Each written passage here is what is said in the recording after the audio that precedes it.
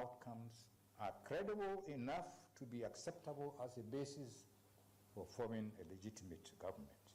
Of several factors that an electoral commission requires to be able to achieve free and fair elections, two are paramount. First, it must make solid preparations from voter registration through voting operations to the collation of votes and the declaration of results.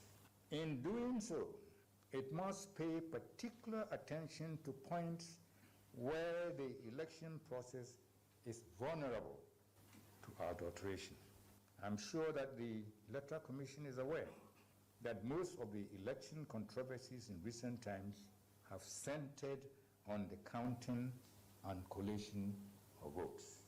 For this reason, I consider the setting up of regional collation centers in our presidential election to be a retrogressive step because it increases the number of points at which results can be manipulated.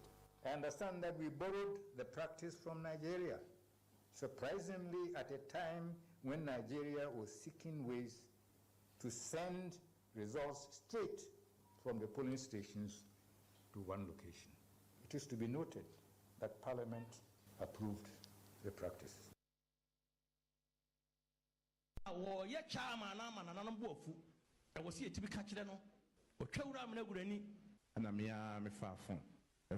Na samahe na chairman waba etinyame ya aduma ka ekwan wa ha adwada no pese ye ba na se de na mo frɛ no itimi ba na bibia wo bia no na na mo eka na mo adaroma enra me nam kwam a me finkan ba na me chairman ofrɛ me se o hospital ya gina to no mfa no ye ma ne me kakra se waka yare de na mensa enfanimda adaro mebe say ne to the no na nya na otwe be mienu a eka ho aka adaro ma e be me depa yade a yese chama yade no a wo hospital no oti ase enye yie onyare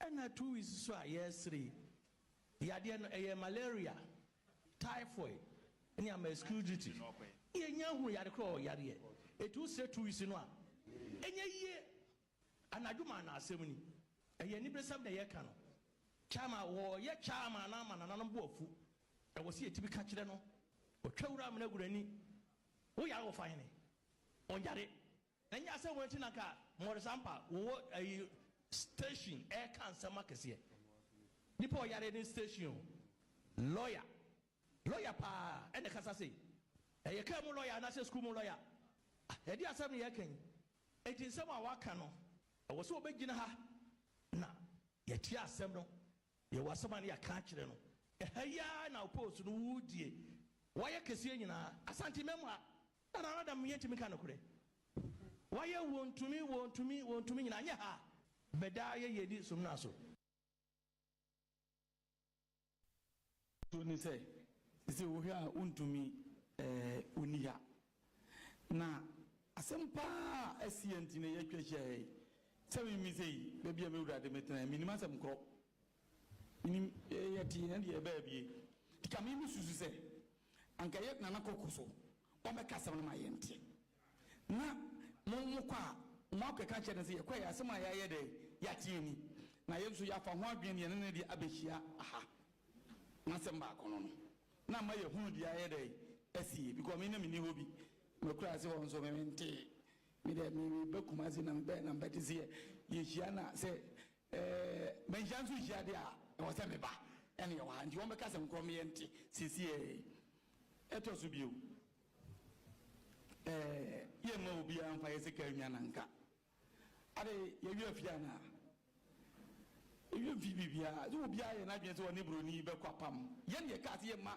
ye no obi enie so eye no kwen so ene ma ye nya fa ahodie ene mo wi afi ya ye yie ni se o ma ya ni mi susu se ni situation no ba fo band ma hina wo si ye wura sante hina na fa sa to so ye mie eto so bio muni kwai se sante hina sa so mo ye campaign bia mo de be yede e be ba ani bi on pa ne e wo no me da me ma bi na make muni kwai se mu gira be biara e pe ja MPP flag kope se mo de be yede e be ba so wonim sa so mo kan na nya sem bone dia adenti ene yeso wo mra de yade yi ne ho ano ye man na wotwe mienu a enye ye ye man na wotwe a enye ye kata be ne da ye ni mu ano se oyare ye tena ha no mfi aduonu miensani so obi besere kwaye a amane kwanso no gise doctor wo hwe no no man kata man di adanse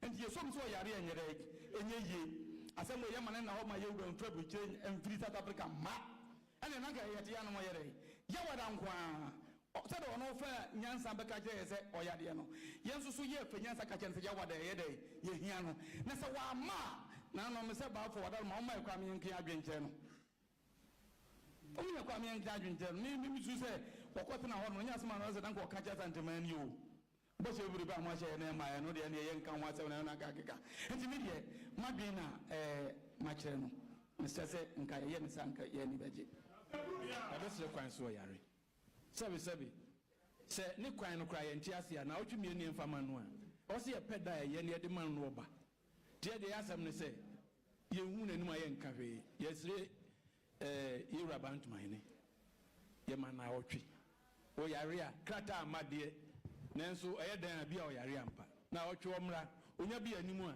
de wu anim bia yenso ye betumi ne naka de ye sra no mpamifo amba ha wode untumi asem be gina dwom na mema fa kamaka se bebrebe ekoso nyina enti anamaso achi bebrebe ekoso temonte na matenso ade be kwa nso na maye madalma wose na otwemienu ana wope ama untumi na doctor na agoji free na no a wokwa nso wose nka wope krata ade aba nso wanya ni ebusa wo na ka kwa nukwa mbotum so besamu akope adabetu na nanan wantimi anya saade we ya na de na nanamo kan se de zusu no na se kotokan ni bi anamu na sinipi doctor se krata ni ye me na otwe na minu da bi enam na nye asanti eja enumi asanti ja de na nanu ja ye na no ana yegina mu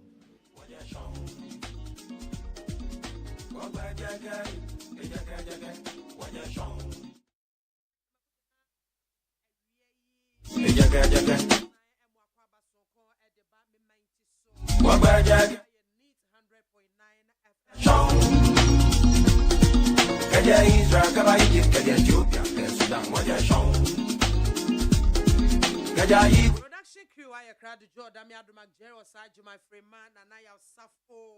So Timbo and we are one more dom nam di jumedi ababe somo.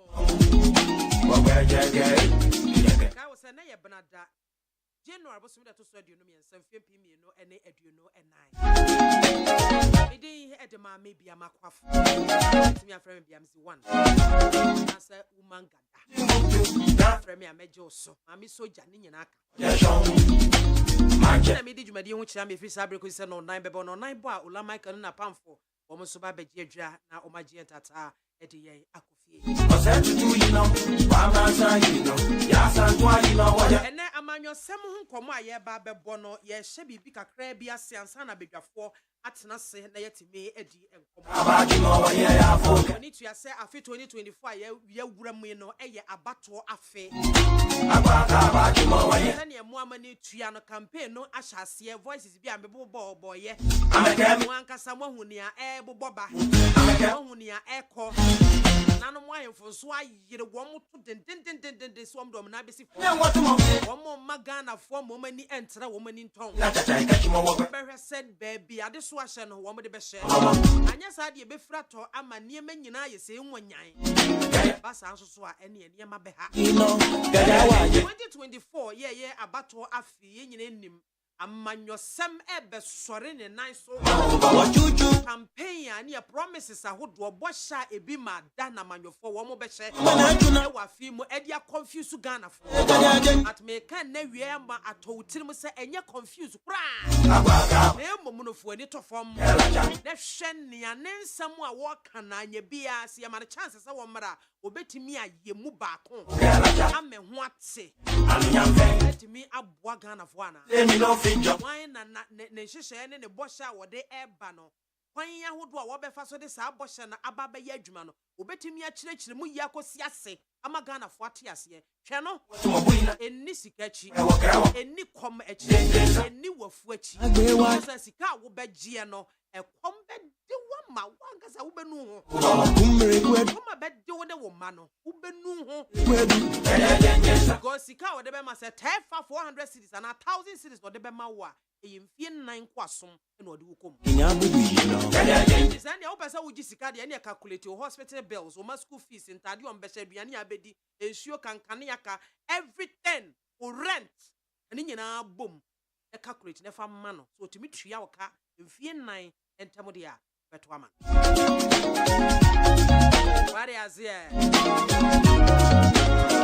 na ene nyame ayadom ama yensaka opanyin kase ba ko ha pa kane no na oye twetwefo ema Christian Council of Ghana wo ye nyame nipa sonko a eba nyame samka nyame adwuma ya wa bin wo mu wa bin a wo ye ahyekra wo san so eye okyekye ni mapa wo kwa menkom asuapon mu onukro ya eba Alliance for Christian Advocacy Africa ono ana ye executive director odano ebusuafo mama memma mesofo panyin mesofo panyin Reverend Dr. Kwabena Opune Frempon Akwaba papa mpacho asumdwen count mame en council nampom te say nyame adom mesamu afihia paso afida sabre na nkwane ahoden wo ho na nyame ahyirai papa bi beka sa wo de refusing to grow said you would see ya every bra me hu wo and so say yeah say mame mi hia nka me beka sa akireo ka me be bisa o say wo secret ni say da bia mame soja enti wo secret ni say e ya adom nyame na enokuraye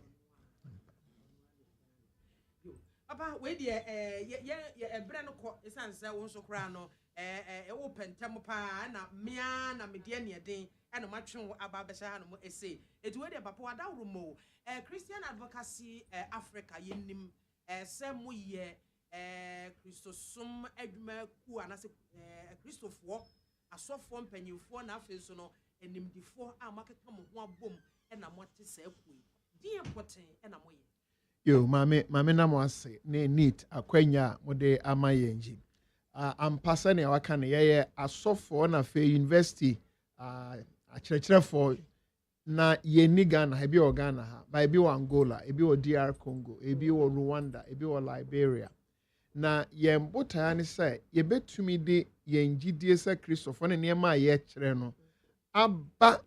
I say, how do you bring faith perspectives on public issue, public policy? And niema fire ho amanyosem about to say nia wabodin ehi na yegidie no sebe ya gidie na nye cathedral saw them but ye ba manyosem a asori no ye nhunu ye chefa ewom aha nti saa botaye no ena yesusu say nyanya kwan ya asofudwuma ne wo university na ye research ahodo no titu research en say ka yi shelves mu a book mu a na emom ese etimi nso de ba bonten ne edi bitutu bi ho so e de na ekoso Ghana Angola fo betumi asua nti ye nenam last month December se me kwa Angola korane series of workshops nti sa na ye adwuma Ghana ha say yes oka Ghana ye beacon of democracy the mama nka bia memo no say ye ne yesum ntakrache ye ne aben wo mu ye ne yaji motinti man pa wo hwe kwan a ye fa so to ya ba e de toto amama ya hodo a wo bibrema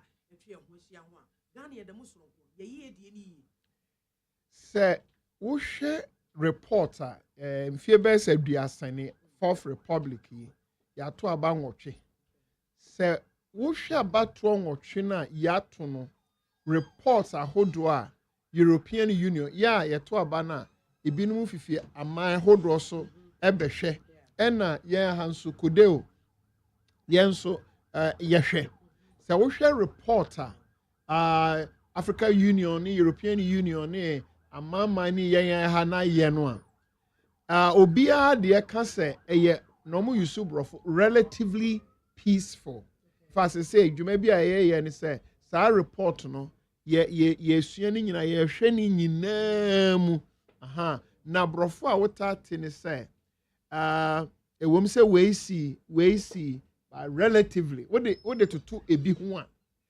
no yɛ enti wohwɛ ne saa na asɛm a wokan ɛyɛ ampa nanso obroni bɛka sɛ if you compare yourself with medio four standard you celebrate something that say bibi wɔ hɔ wo at mame nka ne yɛ etiefo nti mfa ne sɛ nkwalaa mmienu baako akɔ te sɛ presec wɔnnɔ ɔnkɔ nsuo so wɔdidi kama na baako nso baabi ɔkɔ school ɛni map so korakoro ne din ne map so ɔsɔre anɔpa gye sɛ ɔkɔ nsuo kɔ kitchen nsa no akɔbi ama senior nsa no akɔbi ɔmo ana ɛdɔ na yɛakɔyɛ exams wasi na presec ni no enya aggregate 15 na nea ɔwɔ kuro no a meka no ɔno nso enya 16 na yɛafrɛ mu mmienu ho anayɛ adeɛ dabi baako nya 15 ɛna baako nya 16 enti ɛno ne adeɛ a ɛsɛ sɛ yɛhwɛ nti woka sɛ yɛabɔ mmɔden no ɛsɛ relatively peace na ɔmo ka ɛdeɛ na wo compare and I make us say if you compare yourself with false standard, then you celebrate mediocrity. So when na sabio me dem ho to no there, and about to say my yard, why yard ampa, but baby a wo ko school no mowa unno unko nsuo so but baby a me fee ba no so nim baby a me fee ba me ye Angola omunya independence Benfie mienu no munya civil war omukontokwa 40 years nanu ya no mafia ase ato aba mfie be se mienu be san to bio DR Congo omakontokwa saa nanu no omoto aba baako second one a eye ne ne a omo eso in afi last year dey ya so wo hwe Liberia civil war no achi ewura mami ebi aba na wi aba na enra dey so Rwanda enti se wohwe oman a yenya de ehon toto omo now the ho kototo te se DR Congo ni Angola no now se yaya de ampa yaya de san se wo mo de no senia a kire nsensem te ye de na ntisa ba yenya independence beto awi a ye di nkomo yenko ye wo mo se sojafo abefefem ba se civil war pass ye sorry no obi amfa ne katenwane no ebi nsi anti sɛ wohwɛ ne saa de a ɛne nka sabre no anka ya batuo mu yedi nkoma minim sɛmsɛm ne bɛba ka ya to abawie na nipa nwɔtwe ya kunkum wɔ mo ne ensɛm ɛwɔ mu ne yɛ bɛto aba niema no de ɛne nka wo bɛka sɛ yɛda so wakyiri wohwɛ baabi a yɛn yɛ fi ba no a na emom yɛ de ho toto nkrofo bi a ba sɛ yɛhwɛ nkrofo kwan de ho toto wɔ mo ape yɛ ka abatuachi basabasa ya na abatuomu basabasa ye ho asem no Alliance for Christian Advocacy mobuta titi pa e wo titru afi 2024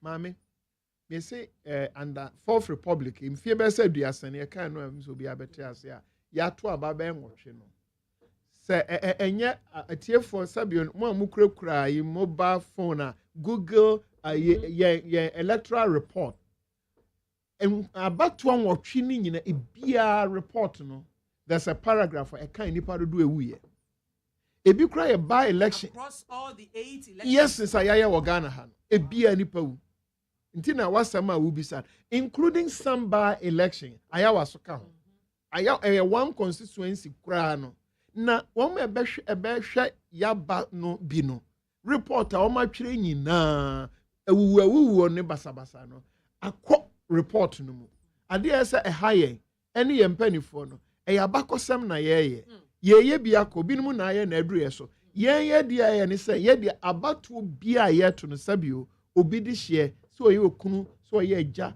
so ye ba so ye nua so ye asore ba no ana ye kremoni no enipa wu na no na ye ka se se nipa no wusa na ye te se na no kra bi wi we be a wa enye hwe oh na kasa bi wo se yenka ni wachi yenka ni wachi ase agro ye de na se sa nipa no na no tachi mind de maame me kira de university se see a medical school dodo no a fee pay one academic year 12,000 Ghana cedis wutua ne saa mfie nsia sabio enani ejakura te ho a omokochia pe bosia no enye mre na hwe ne se ye koto aba na wo papa wu ana wo kuna wu adi nkwala agyaw wahu enti ne ayesra ne se esese ye nyina we must all commit to zero tolerance of electoral death sesa ya to aba na nipa wu no ese ye nyina swai se afedie eye ensese ye to aba wie na nkrofo be ka kire ye se mutu aba wie nipa mienu enipa nsia ye to obi ani edie efi ya batu no na ye ma Ghana sase enum enipa moja abatu nti that the soil of Ghana must not drink the blood of the innocent in the process searching for leaders ye pe obi abedi ye nim wo so obeye obema development obeye omani yi na ye mukunkum yen yi wo ko techimaya wo akokum obi enkrofo de hye wo develop techimaya sa okra na ma obi anka so na se nipa enwotwe wo enye hwe eye hwe kotakora ye hwe enti say ye botaya ni say that we all commit to zero tolerance of electoral death one say yan wie 2024 ti ye pempanifo yi nyina na nan ma hemfo asofo eni obi ase obi ensai say 2024 hit ewo ayinum de ebeba na so obi dehye pa yenko sie no sansa wo be di president ana wo be di member of parliament nti me ba ana mi kunu ana mi nua bema masafo ba ana obi amene no one mocks yenko sie no na wo di president de ese Ghana ni bia man nsa so swai say we dey awrade men pare yes 2020 elections enipa nwotwe ya wo kan hwase a wo mu wu ya ntise bia aban eheda ejina simpie so kan ho asem se bia saa de wei enye enisi esoso na campesempo wa mabusua yako anya bia wo su se anamontu aban tu efa electoral violence ho no esua ana se aban atwi na ni nya ban ba ko wo mu abako nyina me ni gise na wuwie no wan hwe ya wo be ka se 2020 die no na meda me se abato nwotwe na yato Fiera Rollins penso no ni nyina okrato if na nu NHS vigilante de akofom kra ya timi ahyehye homra eno de na dispeed pa well but mame na nu ya America afina yenso yeto aba na America fo nso eto aba manipa bi kokọ wo White House ho yesin konwe di asem no ageri bi ama omampani no kra se no onim hu bi onim hu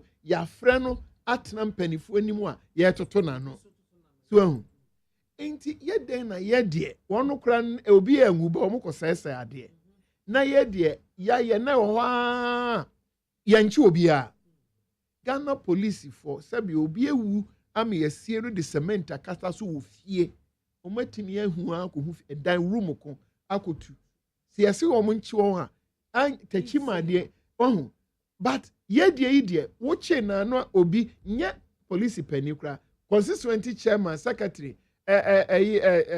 chief nipa na wache no oye nipa na mo achi no enu anu no wo party for no tumi hwe police for anim ka kire o say wo ye baba mu a wo behu na wo mo ho ya ban na wo so enti sa abro ni beka impunity no a ye nsuro hwe na wo bisa a political will but atre say even wo ko form hokra party mrantia ne wabi tumi gina police for mpanifo anim ana wakọ yensem hu no ya che no no onim se wontumi enye na ohun ne enti kura wo che no se na ba wo so na wakọ bu obi wepra obi na wo se wo be che no enti sa impunity a was system say as yensuro hwe no eka ho ba political will na obodi ni de eno ne ba tankese pa say yenyanya yetumi ni wi a we ya anya obi anya ye hwe ampa nso obi anya wo mo hwe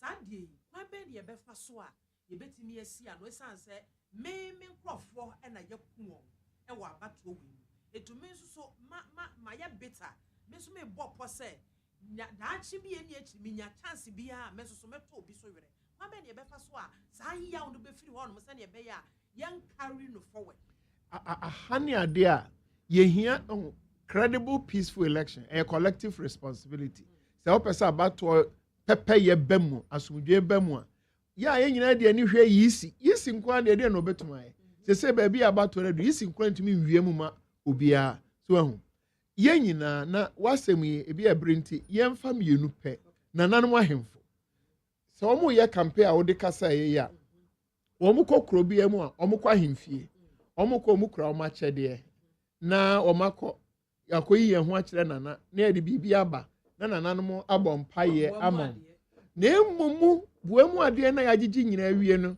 minim ne ya na de ba obetia ne se nana bi se he me ne me nkrofo beto am 80% e beto na ekoso saa na se nana na anu nkrofo e ba ha omu wie ya omu kore na ode hye ba ko yakunu enti 2024 ne yesa nana no ahemfo ne se nkrofo yi ba je won ade na ewo buemu om de ba na je na emumu omu nsa nkyira wo se ma de hye ye bedi wachi honorable president asisi nkonwa ma wa ya rally akoto abama akohwa me ato aba no mesrew ebedubra wo kono na omuti da so si omukonso na omunsa tuatua ho na me science e de akonwa si omobetena so ma obi a meye campaign wo mi krom ana me bro no so a wo bewie no na wa beche me funu na bia anye saa de se wo ba ye ho na wo beye campaign ni de wo beye wo de achede ba ye beje ye bebo mpa ye ama be so a kire me se me mrante ne me maba wa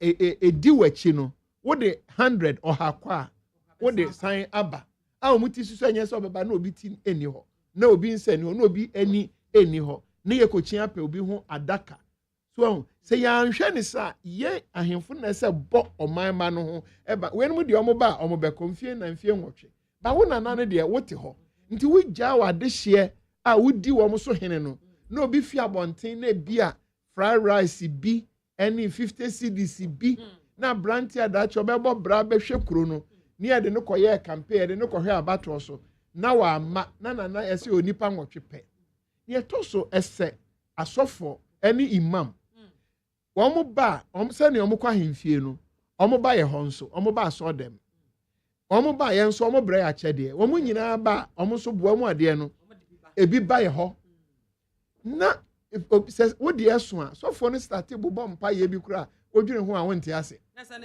ni nsaka na mpa ye na asesa na wa bom mpa ye huhu bi enye hwe but ni hia ne so sofo wo be ka kire nkrofo no se masafu me mrante ne me ba wa mi wura wo beto wo mo no omo sombo ema mi siesie on ama awurade yes o mo to aba politics there politics nya de fon leadership di kire o man na emom se me made wachi ne okoye campaign ekoto aba na omukọ kan wa ba mpaucho kwasiada mesan ba asore no sane a wo beto ye ha nti wo bekasa kire ye no omo ekwa na omasan ba bi nwuye wo ba ne yakunkum ye ho a anka wantimi asofo no wo chefa kese ewo mu senye sa ne ho ani atene ade nipa na besi no abompa ne akosie no ana imam na wa ye ntentema na edimirika na yakosie no a ye difo nyame nkrofo edifo ni sika na ode ma wo no ensesa sesa wo no kuradie say wo yo nyame nipa nti that prophetic voice no ensesa yira because obi abeja 500,000 bi atu table so na afore muka no so ma eden bi ampesa mo boso mo ntumi mo so watumi abo enti wo no kura ayira nyame nkrofo ma no kura nyira enti ye anye ye kura obi antumi anye hwe no asofo ne nananom ahemfo ena imamfo no a nipa no wo yensem ansana politicians no ba no ese ye bo akra na ye kura no ho ban se wo mo bedi mu achi na mo de wo mo kɔ a mo mfa wo mo mra se etimi ka kyo se so a kire me ansa na ade dom na kwa edi hu kakra beba ese ese onya se kroma hene ne nani abre so na wo mo batra na mo jeja bibi ma ni afa mo na mfo ne boy nsema wo mo ye toma mo 80% ya bompa ba mo fa ya fusa innocent ones no ene bre wo sofo de bia won koka asem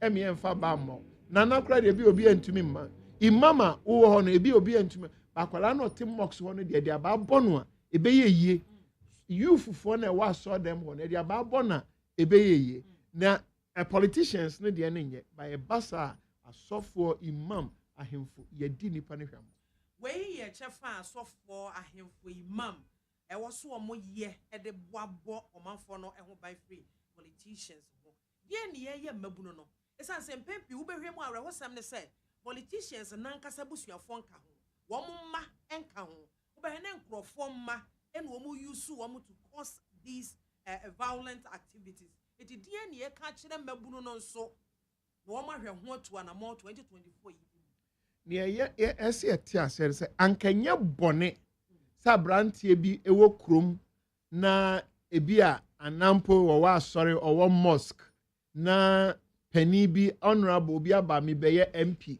na nkwala ni di nachi monko hyehyɛ nkonwa ye beye rally monko titare posters enye bone eye kwan a wo pani no wo de mentor wo de siesie won na wo muso mu di sua adepa bi afi wo nkyɛn nti ho no de sɛ abofra bi di pani bi akyi na nya asɛm na aba enye bone kura sakwara bi sɛ MP medi wachi na soma ye wahu ne ye boje wo so na so sɛ wode wo koye eho na ese de line to na emom sɛ ofiase munko tete na yin bibia ba me wo ho munko ye ni sɛ bibia ba me wo ho na hu sɛ red line wo di na chi no sɛ wo som kronkron som pa ne de eye wo di sua de wo de tenetene wo ho da chi eduru so a ba sɛ ofiase sɛ ode wo ye nkuru to dwuma bia wo maame no papa kra mfa wo nya ese wo so tu ho fo because wo sa akwala no wo so wo da chi na no me koye a workshop bi wo central region JSS akwala omo ya de pa mpanifo no ba no mo di school fo nso so enkwala ba ko ye gi microphone say MP obi obepe MP call maame bebre nya maame ba ko so omo mfa omo ma JSS fo no embra no mo nko register enya voter ID no matter aba na no akwala ketwa ne maame be frɛ no sɛ onko ɛna otumi gina ne maame sɛ onko now hwɛ say ti say oba university say entry ade na wo de beba wo age ni ade wunye wuram a wo sesa no a enye yie nti sɛ we di 16 years na wa so we di 18 ne biometric ya edi wachi saa wo kɔ pension wo su affidavit wo ye ba bia be sɛ age a date dada no abaye so date ye mienu so enti nyankwala no kwa wo ba tan a wo ba di 16 years na obi si we di 18 na bia bibi kakra wonti wo sai wo ba no dachi enti esa wo ma me no bi sa me ben nti senya asem na aba ankade we me de beye no no obi sa honorable say wo ma no date wo sesa na basabasa sa so enti say even basic things say wo ba data wo din wo fie any ade kura obi so osesa no a eno kura de obi amfa ba ma wutrim kura no eso obi ka say me dachi nti menye wahu na say obi amunyi tuo munyi aba ka ye ko ya sesa bo any ade agumu a ese kwala bitimi ka so ba cho me ne me maame ne me papa tena ye ntwen se kan da me hu se me maame ne me papa kora ekontokwa ene makogina me nteme nko ese si because wa kwala ko so wo daachi ono wo pre ne daachi MP na wo ka president no ne daachi na aba na wo die na wo pre wunwu ya unim ne a ubenya papa yenhwe youth on the streets because me sure say mostly no omo no mo targeting wo mo because abofra won ne maame ne papa atifie ya tete ne fie no me nyi ni say obedi abibi se echi akwakoye basabasa but mostly emofra wo mo ni na eni eja ni hwesuni bia na wo mo ewo emonteno maame akwala bone ubi aya obi wo ho anye kom na de no nyeso oni fiete one ne te ha youthful exuberance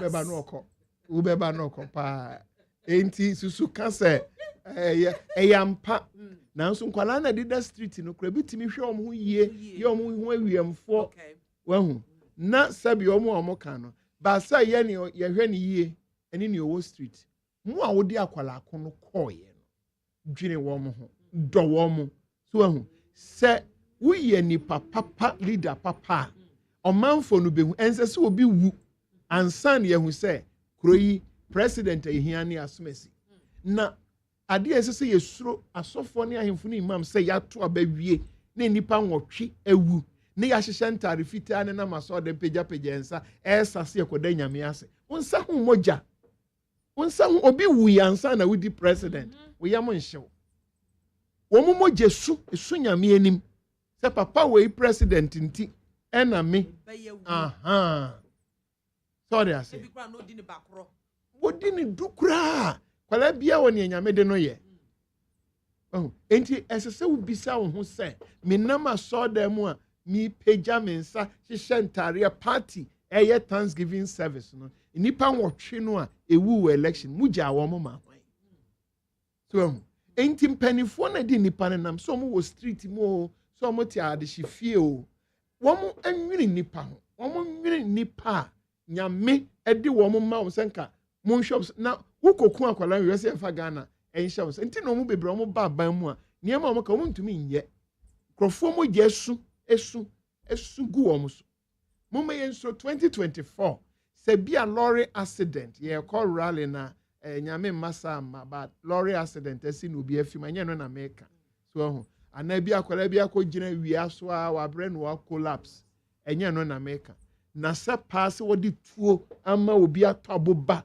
sɛ ɔnkɔto enku obi ana head afa ba wafa acid ama obi so nkɔhwie ngu obi so deɛ mpanifo a fa NIT FM dwumadie so a yɛtwɛn mu sɛ MP sɛ president yewura Baumia ne yewura Mahama sɛ mu nti obi de hye sɛ nya accident bi nka mo ya na anu dia esi ɔhene nkwantai bi na sɛ pa mutu a motɔma obi ne mo aboba ne mo ma ne mo ase ne aboa yaso agu kam si yɛmfa nkɔ bɔ obi tiri mu deɛ mo ma mo nsa so nsuan kyerɛ Awurade sɛ empare mo obi bewu a na yɛ ne brɛ na so na nyɛ mu ntia mo ma mo nsa nyɛ mogya na mo mfa nkɔ mox ne asɔ dem enko kansa mu da nyame ase mo yesa mogya no besu ogum so na mo awu kokora no mo ma ne mo nananom mogya no be kasa su akosi sɛ onyame bedi amom there are blood that call for justice in Ghana nkrofo bi mogya esu pepepeye na kamafo na eni ho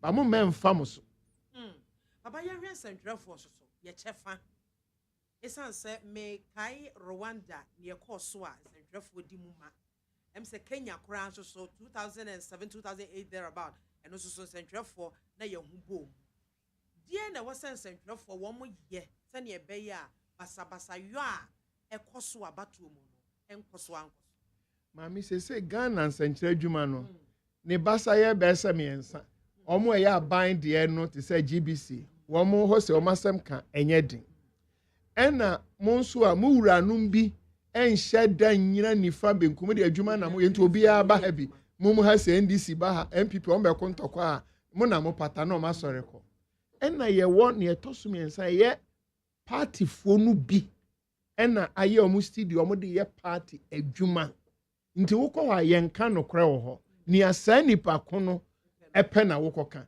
enti sɛ wunya party wura bi a wabie ni studio a sɛ wobɛtena ha yi sɛ ye MPP studio a even when ehunu sɛ NDC ni aye bibi a ye kora ɛsɛ wotena sɛ ɛsɛ woka sɛ enye MPP ni aye bɔne ɛsɛ studio ni ye MPP studio no ɛsɛ woka sɛ ye saa na studio bi wɔ Ghana ɔmo abie no ye NDC fo na ɛhɔ na problem no ɛwɔ munua no mpanifo yi media commission ni ade so mbɛhwɛ hɔ a ɛhɔ na ɛsɛ yɛ hwɛ parties a media house yɛ so politically partisan wɔn mo nyɛ wɔn adwene sɛ wɔn yɛ professionals wobɛtena ha yi wadwuma yi mmara da ho wasua bibi nti adwuma no nhyehyɛ ne mmara ɛna wode yɛ adwuma nti bibi wa wotumi ka sɛ mekɔ ɛsɛ abui kasa bi wɔ kora mintuma no ntumi nka so wɔn mo deɛ ne deɛ ɛnte saa enti kyerɛ sɛ onyawa ɛno ane so ɔkɔ ne ɛwɔ mu ne nea ɛnim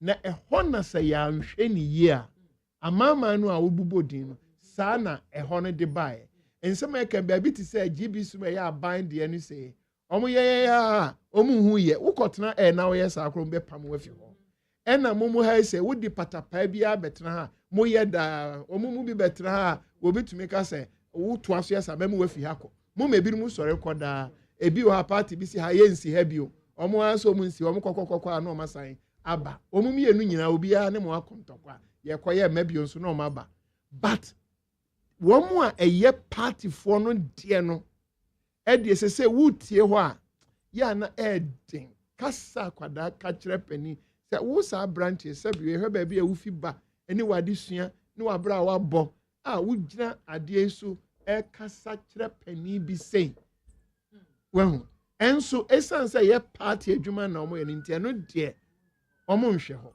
enti eho media no munuanu bi te samo ha eni ade de mo ya ade pa esan se mutumi e kire kasa bi a mu betumi asom ene ne amunsom nti mo editors ne production team obi o ho na ba ha to aso ba ha na ne amo ye no eye ya mutumi kasa ye mfra obi o nti se momo ha de ntokwa bi be ba monu a momo de mutumi gi obi a no nyamo na mo de sa ntokwa ne be ba eye womo a omo de no womo yenim se wi me mpese me bo ebi adi but we no to we nim se media houses be away NDC for media house we MPP ebi wo Kumase ebi wo Nkran so ahu nti se wo fra mi bowura ha se bibi wo MPP mu kura na ye NDC studio nti me se ho so fra mi amenko ahu esese me kata mani na me yire me ho kan se ade na ye kura no enye because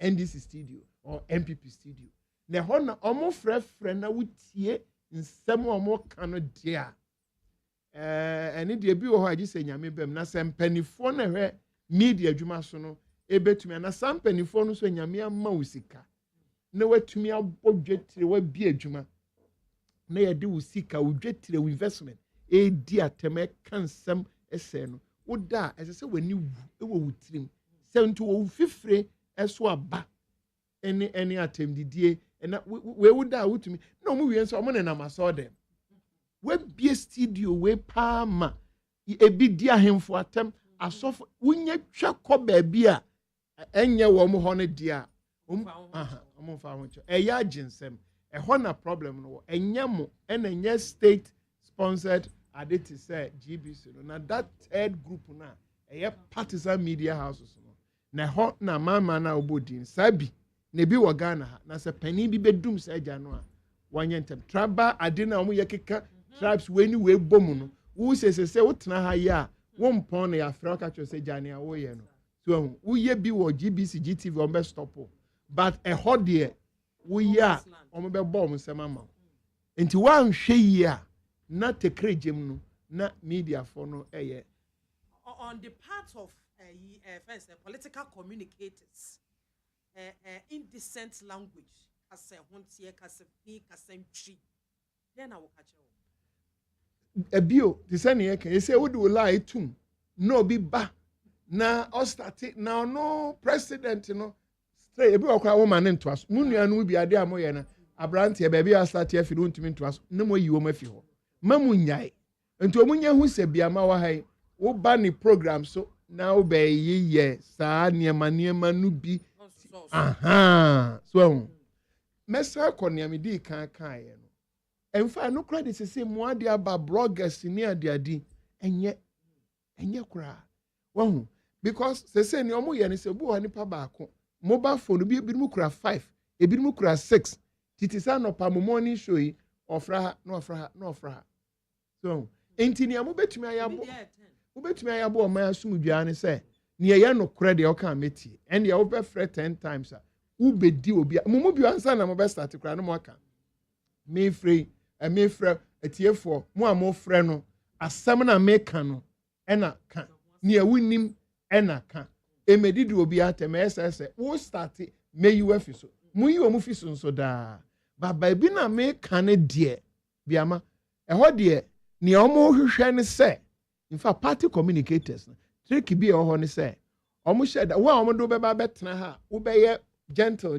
no omo ma o mabio nti omo hwɛ kwan sɛ wo ba wo be se wani e den na wa ye bibi so hu na kyese ama wo kɔ you see na no mo ha sɛ omo ba na omo ba ye saa mutumi ka say wo mabio the other side na me kan de wo mo ko ha kora na ye bogi wo mo so tumi di obi atem kasete a obi a na eno de esese mmra ebem media commission empanifo ne munua no mu GG empanifo ne ade ni nyina ebem senye sa ye tena mfofo ho ama adane ye kwaya ya agensem papa unse metwa so magana me kan sem a eyam pa ne amaka dada no a se awerehosam bi atoye se ya to aba mpren wotwe na amanonefo ne ye wa nyina edi adanse se Ghana bato enwotwe na ya to no ewom se ye to ayi mpanifo a aye kama na emom nwotwe ni nyina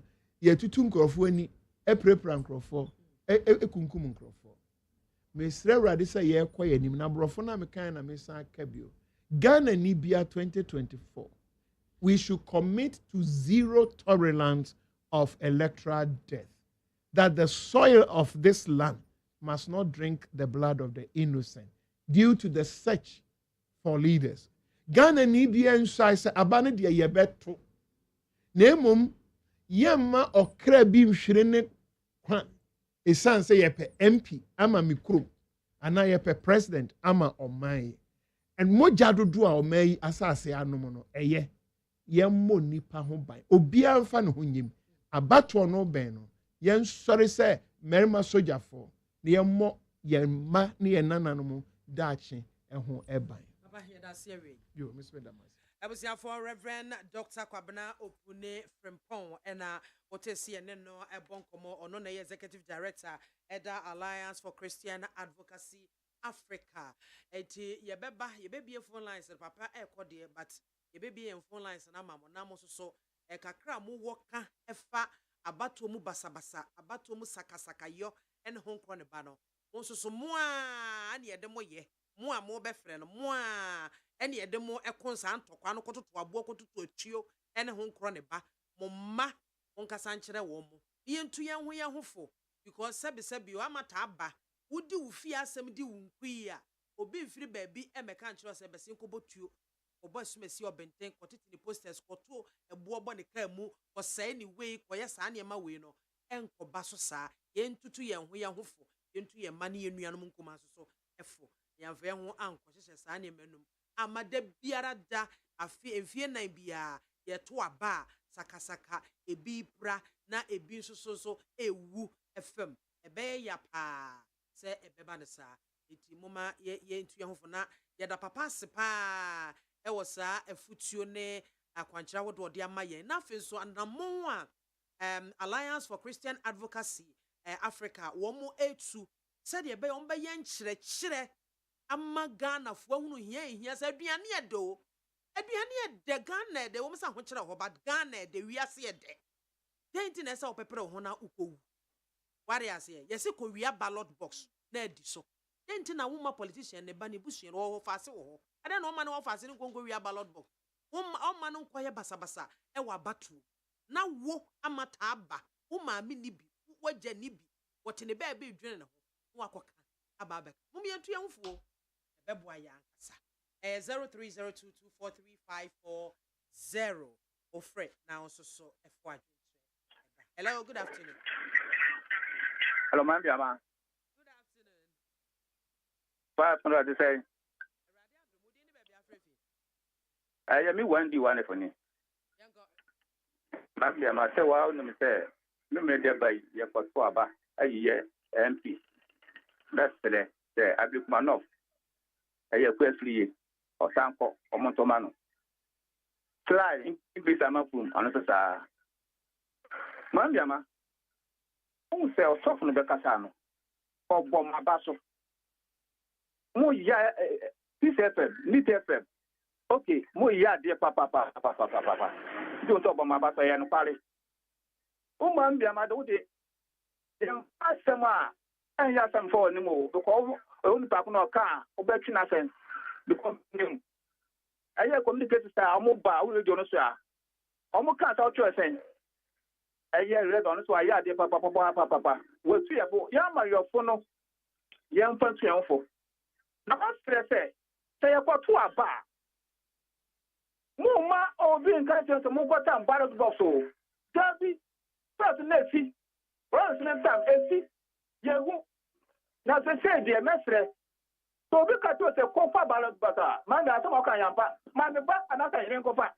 Now, for the 12 show. Yes, that's man. Or be go here to see you. Say, you two about another. Who go ya ballot butter there. And you're 20 years. And you'll be able to move. I mean, Hello, good afternoon. Hello? Good afternoon. Hello? Ejani motu unfi dede no hone kasa. Yeah. Mema wajuma. Kaka kakra wa antiana wati yemi. Nadi mekoma. Me ba mi gina yi.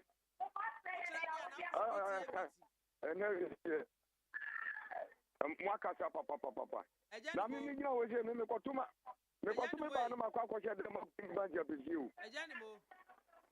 Hello. Na me say wo chira de anase wo ko PTA meeting. Oh, me be school wa kakra. Ya gwai. Monsieur, moi nsema papa dia ma de wa wutie bia so di bitu nwofo. Mi say me ko tuma ba wie chef ma ba sheme de ma bo me banja pesie mada. De betima ya ma sa ma to mo wa wie. E de wo tro me esi tu a court na so de ko. Ana democracy nya ja fa ba mo me na me fa ba mo. Ana kumina min kumbi wo de ase. Wo kwa ya na wu a wo wu kwache wu keke. And the idea to awful. Oh, young and I don't politics here, but and Kasha and Nunchase Kuniku.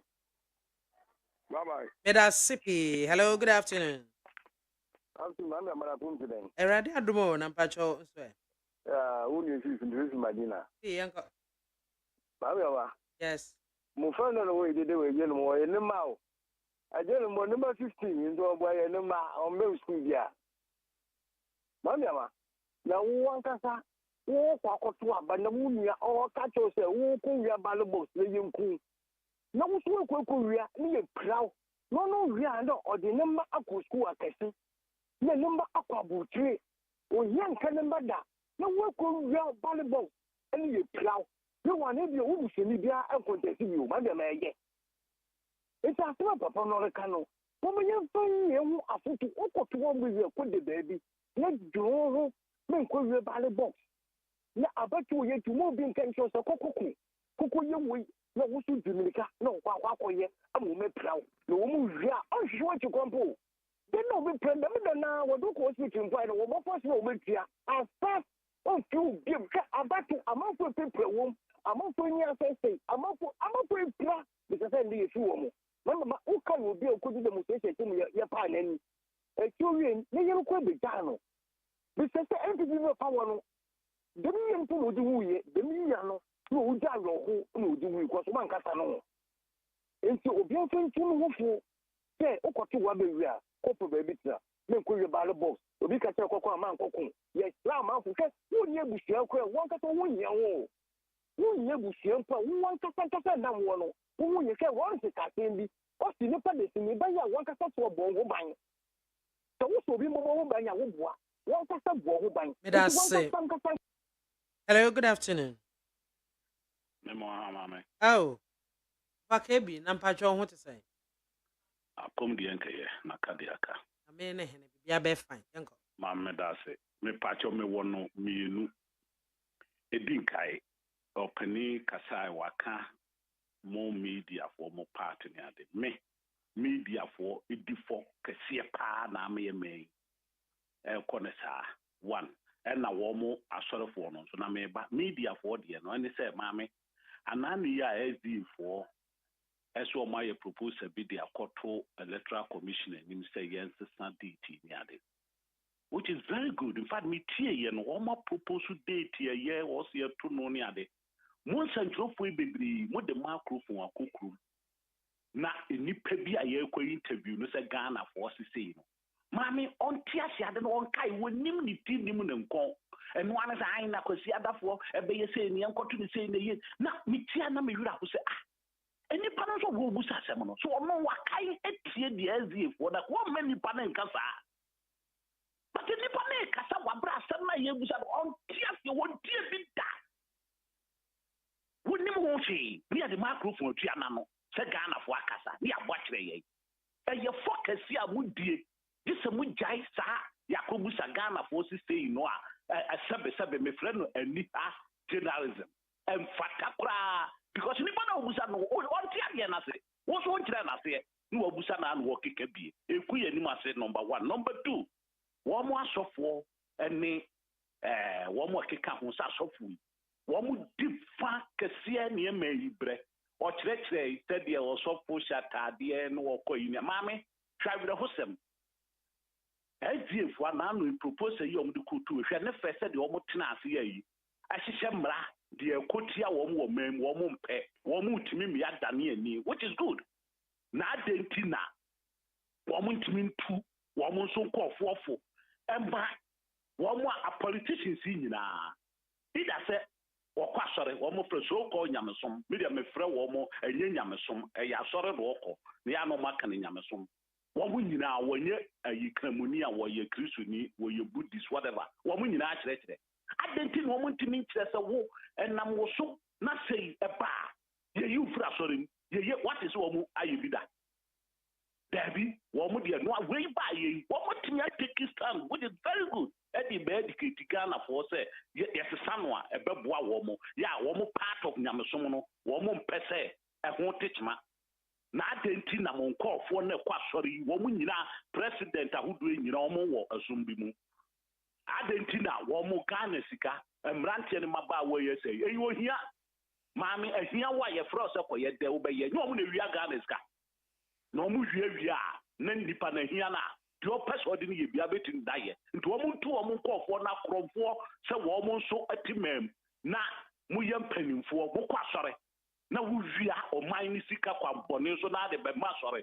na mogye na mo nso hehe a ehia bɛba nti ebɛyi nipa da borutuo nti wɔn nso tu saa nkɔfo no fo sɛ de wɔn take standard na ani na wɔn fa mmra na wɔn nkɔfoɔ no wɔyɛ korɔmfo a ma ne mfa wuti ɛmata asɔre ho sɛ wɔkɔ asɔre wei wɔte sei ɛnso na korɔno na ɛkɔ so yɛ mɛ korɔno ɛne no kora yɛnka ne nyinaa so wɔn nyinaa nso so wɔn kɔ asɔre so kɔ so ɔbɛka de nyamesom enye nyamesom ɛyɛ asɔre kɔ ekuo ɛna ɔno nso join sɛ de obi adwo ekuo bi abi wɔn ntu wɔn nkɔfoɔ no fo na to twa Ghana bɛyɛ yie medase Medase p hello good afternoon Maame BIAMAH from today Erade adumo mpacho odi ni baabi afrefe your friend Boachi frefra Accra Central ya Boachi enko ida me pastor so for penina o te won che me mo na ba so fa because me nsɛm a bɛka na wie no I hope say Ghana ni bi atie na yɛde kɔ adwendwere mu na yɛtu ho anamɔ na maame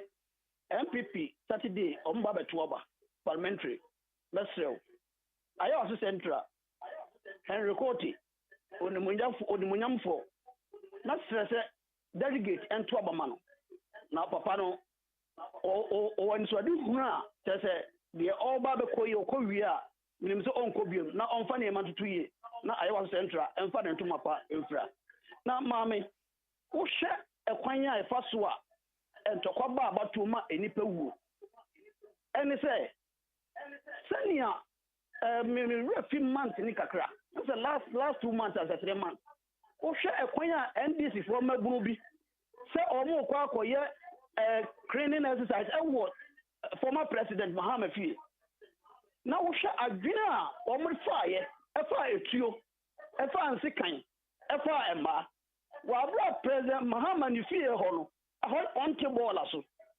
onti efimu ezo nipa that need to me fa adwene wei ensa sa ne ma we kofie ho e ma de nkranta ni atuo ni akuma ekyere Ghana fo nyina ekyere se election 2024 na ye beko no wo ma boa wo mo pa eti o mo ba eti sa ne ma no ye de kom nipa na me ho se Ghana fo mpanifo antima fresa ankofo wei anchi wo mani ma mo ma hu se ade na wo ye na enye eti asofo ni ahemfo anfre nkofo ye anchi wo mani mo no nkofo di aso ma dwum se ne de wo ye na eye eti emre no duru ho a on be sa ne ma eti mesre asofo ni ahemfo ni mpanifo ma mu se bibi start se ya ye ni kan entu ho anamo na sa ade ne mfiri ho enkopem se ye do kwakọ ya ade na wie ansa ne abeka se mo anye ne ye If you say a nipa who ye a bottom panitrimuda, what should the NDC for an amotu or mutu Ghana hanging out say, or more person here? So, it's messy. Hello, good afternoon.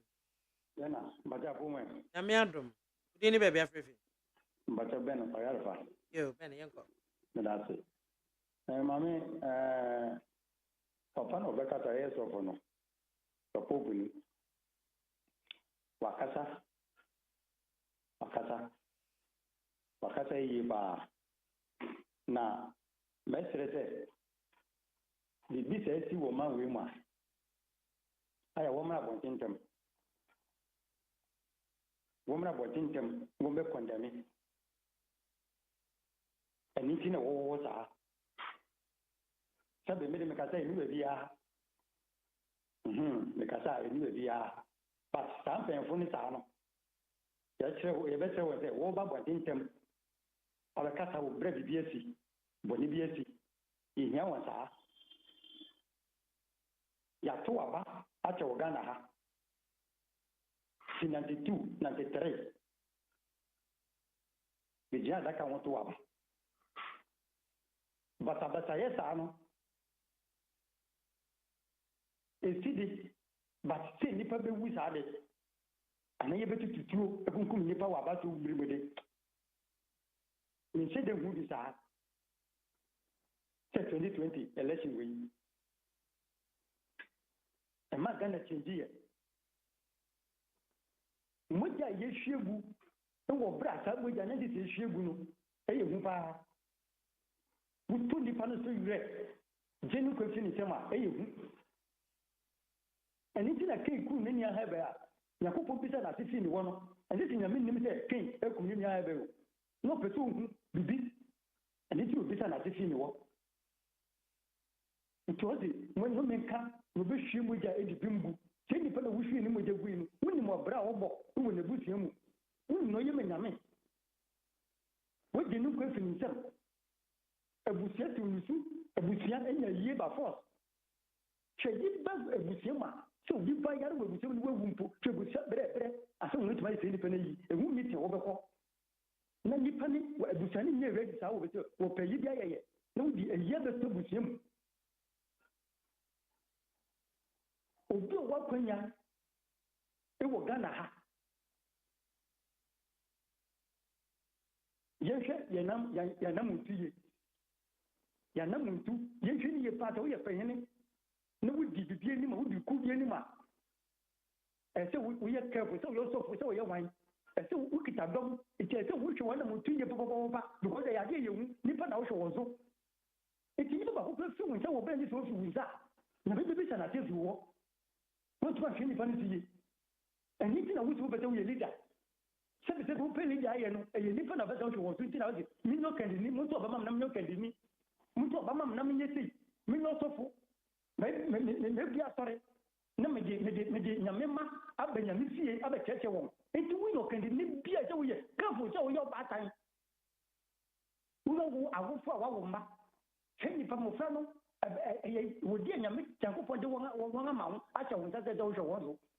Enti won hawo no wonda din won ade ye nyine mu no eye wo na ese wo ye. Enti hwe won wanda mo wo betuni ye. Se we beti o papa. Na wo gbogbo akonta ama nyame. Yenye careful e wo bia se atasi ya wo nyame de ngaba yenye careful pa se be jobi nkwa vidi se mzano yenye careful wo ta ne ho mama nyame nya duma wa medase Benso medase. Hello, good afternoon. MAAME BIAMAH won kwafo. Yes, pacho di ni be bia free oro bon kwasi boat. Wow, this year oro bon kwasi boat ni. Enko. MAAME na ho ye de. Krista dumo. Yehu Nyankopon boss na sa tinchira papa pani wadwuma pa. Mani wakonya de second step. Oba Madina mpaswa no so. Robert Lamti, the friend ukumkom. Oh, Madina for Nyankopon achamadi Robert Lamti. Hey, ukumkom.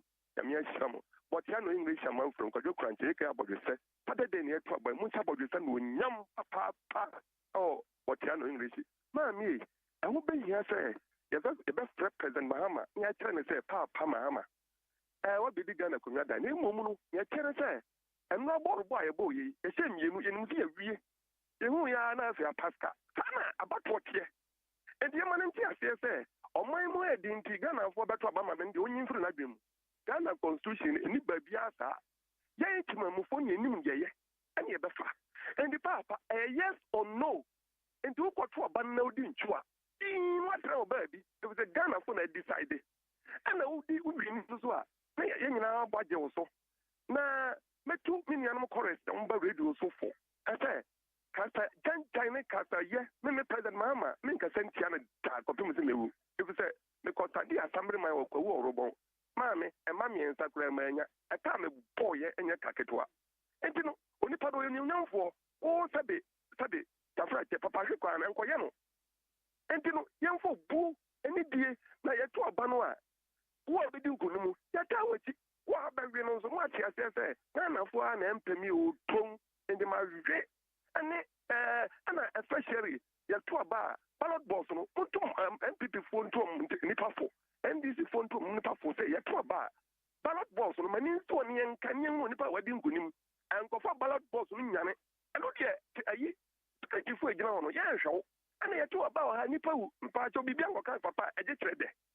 Bibia ko kapa ba echetre dana entiento yanko fofo MPP phone to nko fofo me tama ba awe ma ko pe kongonte bi edi ko koda ni be kosi na kosi me ma tuma ba wi emfa no ho endino yen tufo ton NDC ni MPP fo yen tu nko fofo ma me woni nyame nya djuma wate so me da sipi hello good afternoon. Good afternoon. Me pa jodi ni be bia frefi Bien. Your friend of fire. You question my. You of fire enko. You bias with the next on a mecha of fata. Wafa of time so question my school junction. Any mano a feeling maintaining can. Wafa uti also find the minister with the house with it. Or better of fata memo official pa. I mean count. On a boy Abraham Obin. I break my novel for also say Gamo official pa. You say I feel it. 2024 I be command of for Beshu and Yam. Why the other 2 amount? Memenda MPP the Omada Baba, say Yakuya, say Yashela Bates, or we now do Kadaya. I be command of for say a Rabna Obe, Unquan, the Adobe 2024, because when I improve you, I want what Jim study, Wakum, or the Babu. Minyaba, Doctor, Reverend Doctor Upunifempon. I mean, Shan, baby, I would be a fact. Me tie papa yi ne kasa fi se me tie papa yi utimi say yes Ghana eda na koma so no ye Kristo ni so a onye asofo keke oye Kristo ni mapa ne nsema okan yina ne kire se enioma abebua Ghana ni a kire se Kristo eti wo mu eno na papa ne ye eno ho nsem so na oka na mesere se ka bian ta ene afutu nsem no ade amaye enkan ye enanko a nanka every quarter bia ye be ya san nsem bi atie e woni FM na me gidi sa mo fra papa so a obeba every quarter bosumo miense bia se Ghana for eti papa ni nsem a okan ansa na bato obre na edu so bia nwanwa na den na hu se sabe obi bedi wachi ne wa se no kutupa on kwaya de bone na wa ma police for soldier for abamba for and then party police for sebe abu nipa na na sa atutu ana this kind ana aba abo obi po ekum no ehu on ma ye ti sa no na papa so for kan ye no enhira ma ye so e de no me na baba because mo je hwegu de muni abai enya de papa na de ya strength say going forward no asofo beka no cracker politicians na ya hu se ampa asuma se ya de ukwe de wadwen wakomam aye fitaa se me ba da sum oman no na me mepe me ho woma mo bepa mo ho na mo ma enkofo atutu ti ode sekai bo enkofo ku woma enfa wo mo no na se obi da akomapa se oba da sum ne man a on kan che obi se sebe kone kokum nipa ansa ma ba be ye president ana ma ba be ye MP ana ma ba be ye assembly man ye be sre Ghana for sebe woma ye tie enda ni te from ewie aye tie ye papa so for Dr. Opunifempon no mama ye ntie ho fo mbabunu ye sremo ebra we nye bra ye de ye bra bo ana ye nkwa eto chacha dabi ka ensempa nipa na wudi na chiri ma ne hu se ade papa wo ni trim na wo to aba ma na wa to abapa eno na me kanu nta Abekuma no of de Rabra Hobe ono na Ghana fo na Abekuma ina ada na koma so ane President Mama ye yi omu free wa medase busiafo ha ena ye de yen course no nyina ye de mo esi.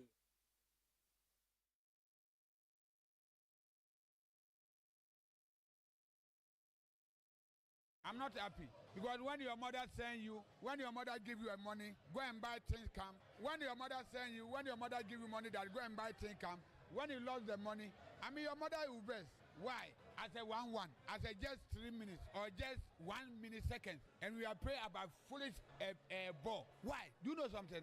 Me, I love Ghana past my mother. Listen to me very careful. Because when you joke with Ghana, you joke with me. Right now, see, if the coach want you to win as a Egypter, the two players, the day and Jordan Ayew, you should let them to come down. Because we have some players more. They can pray. They are sitting there. They are crying. Why? If the two players, the team is for them or why? Why I can happy? I'm not happy. Because when your mother send you, when your mother give you money, go and buy things come. When your mother send you, when your mother give you money that go and buy things come. When you lost the money, I mean your mother will best. Why? I say 1-1. I say just 3 minutes or just 1 millisecond, and we are praying about foolish ball. Why? Do you know something? Me, I love Ghana past my mother. Listen to me very careful. Because when you joke with Ghana, you joke with me. Right now, see, if the coach want you to win as a Egypter, the two players, the day and Jordan Ayew, you should let them to come down. Because we have some players more. They can pray. They are sitting there. They are crying. Why? If the two players, the team is for them or why? This country called Ghana and all the resources we have. Now government doesn't even see anywhere to tax. They are taxing our electricity also. Tomorrow they will tax our water. And we are not going to sit down for that to continue. That's why I'm saying you are going to have baptism of fire. We need to fight it until this thing is cancelled. And that is the immediate thing. How can you add this to the problems that we have in this country? The lifeline they are talking about is just 30 kWh. 30. It used to be 50. They brought it now to 30. And if you have 2 light bulbs in your house, 2, and you have television, and if you leave the television on for more than 5 hours, you will pay this tax. If you have fridge, you are out. You are going to pay the tax on the fridge. Why should this happen in this country? Tomorrow, if we don't resist this, tomorrow they will come and tax water. They will say there's a lifeline. This lifeline that they are talking about is 2 bulbs, part of television, maybe half television. And if you switch on your fridge, you will pay this VAT. This law was passed in 2013. Why is it that all these governments have not implemented it? Why is it that we are allowing IMF to dictate to us to implement this law now? So, comrades, you have been elected at a time that there's a big fight on our hands, and we are going to fight it until we win.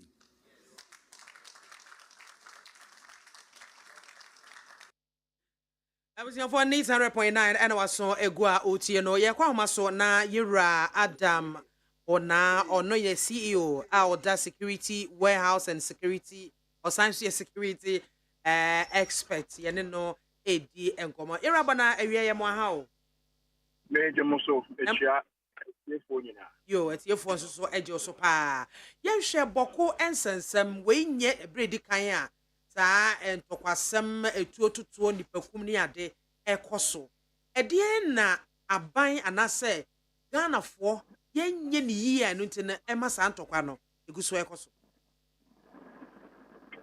and the yenye ni yi no eye enioma eye ohwe boko entokwa ya na se de ekoso boko ya e fare ba nyina eye ahisem we say yen ye say yihine when so say yen yes And so a whole and a static here, and I get there a static, many, before 57, the confusion enough. Free one, and a baby I do, a come on. Yababa come on, I'm a sem. Who shemua, in your non possess, and I will share in and so all the time, we shall find to stand now confrontation. I'm a pagan. Who say free why yet now the nairi of another book and skinny of someone be or hitting it. And yet in answer that in a day, Basabasayo, a Jashisha, free war, chrono, any kata, and also about the Cameroon. And to a more savvy of and for the cost. That they are spend this to campaign in Boko. This is in Ireland, it's savvy. Then you are no MTP. Weekend in Opa, in Mancasano. Nipa is what you when you consistency. I was certain. But what it's Needs FM. And so Nipano, but also a more Pediamobia, only 5 cities in Bobia. So the army of the now BBC or can be power. And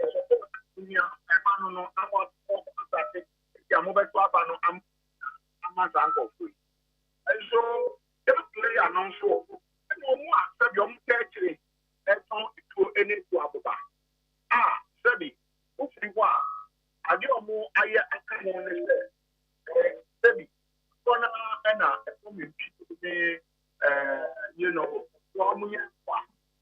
and the community, what they do is that one and near break into your car, the beer and Canada. Now, we are and ma for trucks and pass and near my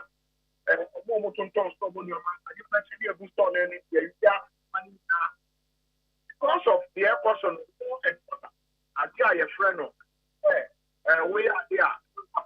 So near Chua, so near you say, and so once or a calm one. Potentially, why? Then paying for no service.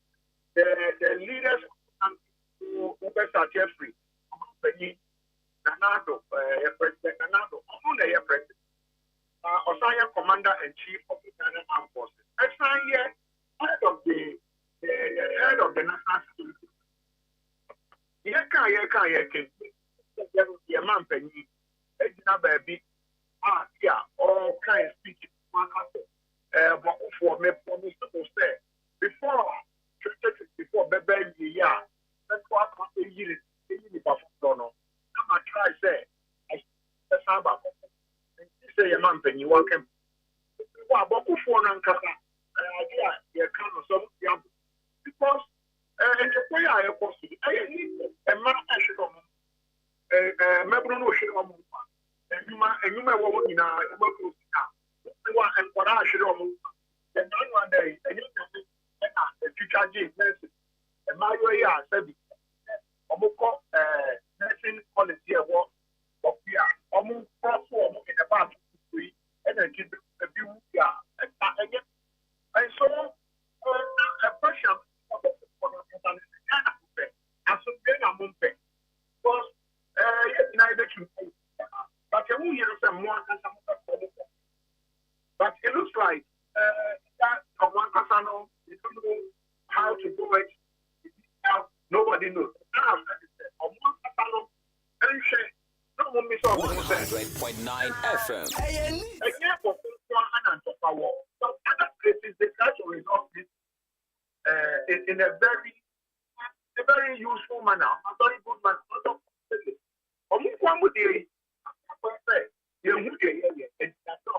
And so for me, this is what is going on.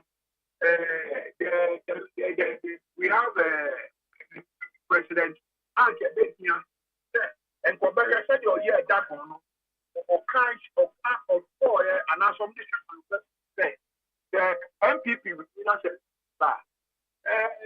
the second conflict will be resolved. Another the president of more than double and there is peace. And it's about good days. And so for me,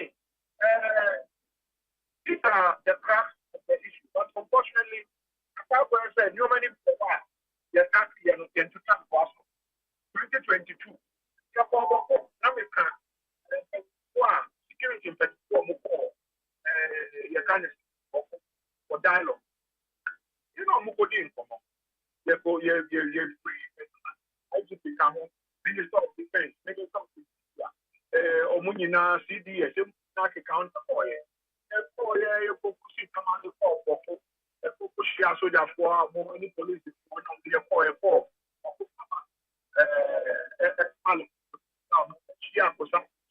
And then a call, one put the area for Shia. Someone yes, it's a two at all. Ampani and Pablo, yan took the two young people.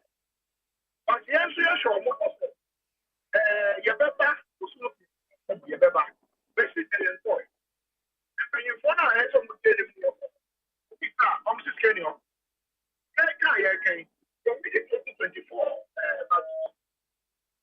The Shemu, as I said, I'm over Kaka for the police. But the Kaya, the bad dialogue. The use of force and bringing about peace has never worked. They will be used and they are saying, any idea out there. All you need to do is the multi-sectorial, including the dialogue, peace building measures.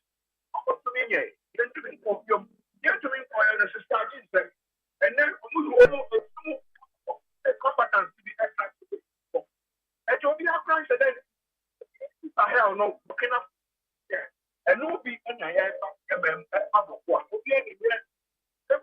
himself, electoral impulse, Tamale, Kanga, the kind of technical fire because of this. So for me, there was no any idea of money and so on. But unfortunately, yes, now at the same now I've affected that word to them.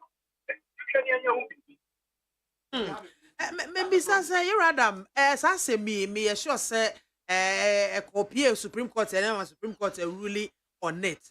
It is bio and na and I said dear bio na enquire and into the one night to Quanumu and when ya man yourself and I say a dear pote. Now ye take concrete measures to bring this thing down. I didn't and I was here. A bit on the kind Supreme Court in India ruling. What they say, court in India, and their court enforcement. So that's Obiado was asking. That's all the court. That's the court and they can say, Assassino, what they are, and assassin from Mawa. Ruling in me.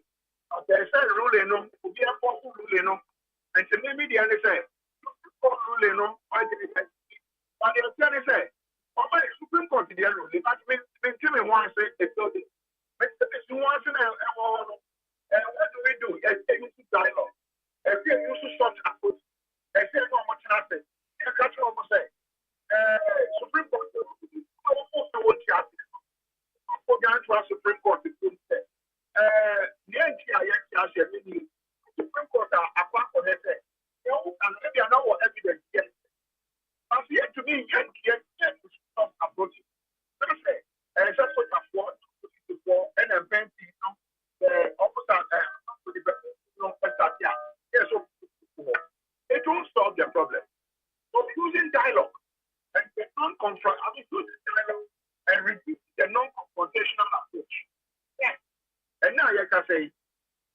chill be any action or a trouble by action. Police before the soldier for 12 days. You come to the cocoa. I never seen any panel or something about from you. Now, some of us here, you are that's a jam on bill, that's all. Some of us one. Party I can see it welcome us because they are set to be used. And this is ideological. It is a member of Mushes of colleagues. I have been actual one corner. The down one by I have practice. Yes, to say, other 100 young people would want to do this. So these are some of the things that the criminal justice related to them. And see, how can also deal with the issue involved? If we'll be able to do that, I believe that's one. And so for me, one of the things I proposed in the past is that at the moment, who say I can say, what is the ministers will be Akata? There were national security minister, there were interior minister, there were defense minister, there were national security coordinators for MMO. What is all be Akata? There were chief tenancy minister, what is all non-Kasa Swakata? Omo be Ankasai. And the name of the say, my sister say, and for my penny, coming one, and come on to one of among them over the wall. I'm appointing you who the minister of social and so, but with special emphasis on Boko. That the man has a no money is to Boko. We say, an hour, the only because let's come for phone after the family. So you say, and I say, what I did for questions. What then I want to I mean, for this, if I were saying, it's not under me. It's not under me. It's not one action. If I should have said, no, stop. Who said, wow, come back, you should for and then the chief justice. But to me, a special high court, separate of the whole issue. And the very judges now public in the in state to make sure that issues they will deal with it, they would take them through the genesis, the episode of criminal assets needed. And you see, an open disaster compensation court, the court knows the saying is at the moment, let's go. Court are ready to welcome to the corner. One of these who put that AK-47 movie before they don't know. So you expect the same judge to understand the issues going on in the court. The idea that you're not money pay. Africa, or no more yet, party can see what time to for your hero. The number way in a cost one. And there is no way I bet you block the cost one. The idea is here. We continue to talk about it. I'm bringing one of the issues. No one can maybe I am the back. Yampa from my web one. The conflict in Matisa Krobia Santi Kotoko hino tumfo se to so mienu asante hene ordinary 9 SC asemiso what bibisa na hu ne san oh mati bibisa say who you say his majesty the asante hene obono modi obo okan oyi the speech after what that so but sometimes from Boko and your Makasa or the way are you or him or your memoir let me try some big attempt and sometimes I will also ask you and yes I see waiting in a mobile better will be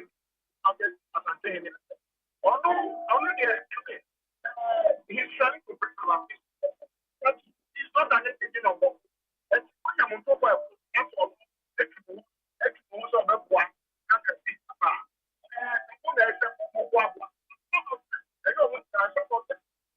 social media, I think some of it now.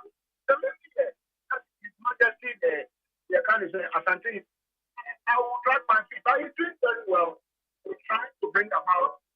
But the thing is, different the kind of segment of conflict. Unlike that, because that was then you know, and I mean, tell me one say, it is the only one.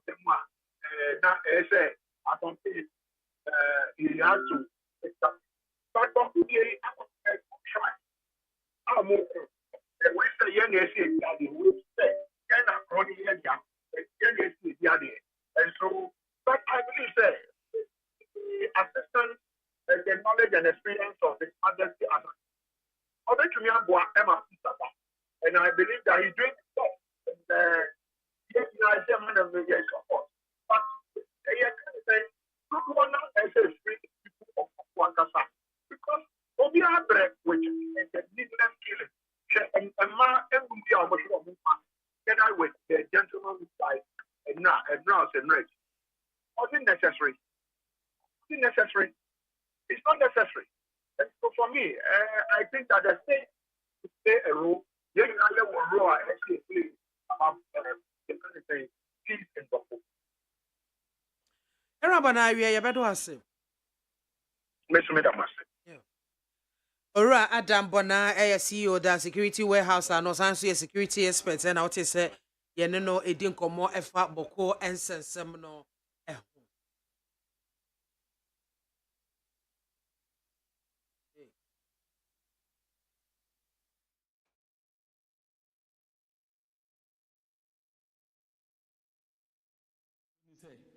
Say we are untumi uniha na asempa asient na yatwehye say mi say baby am ewura de metena minima sem kro minim yati na de baabie tika mi susu say anka ye na nakokoso o be kasam na mayente na mo kwa mo keka che na say kwa ya asem ayaye de yati ni na yesu ya fa ho adwen ne ne de abehia aha na sem ba kono no na ma ye hu dia ye dey asi because me na me ni hobi me kura se won so me nte me de me be kumazi na be na be dise ye hia na se me jansu hia de a e wo se me ba ene ye wa ndi won be ka se nkro me nte sisi eto so bio ye ma obi an fa ye se ka nwa na nka ade ye wi afia na you bibia so obi aye na dwen so ne broni be kwapam ye ne ka se ye ma ye no obi enie so eye no kwen so ene ma ye nya fa ahodie ene mo wi afi ya ye yie ni se o ma ya ni mi susu se ni situation no ba fo bant ma hina wo si ye wura sante hina na fa sa to so ye mie eto so bio muni kwai se sante hina sa so mo ye campaign bia ten sa mo de ne be ye dey e be ba ani bi on pa ni e wo mi da mi ma gbe na meka muni kwai se mu dira be biara e pe ja MPP flag couple se mo de ne be ye dey e be ba so woni sa mo kan na nya se mbone dia adenti ene yeso wo mra do ya de yi ne ho ano ye man na wotwe mienu a enye yie ye man na wotwe a enye yie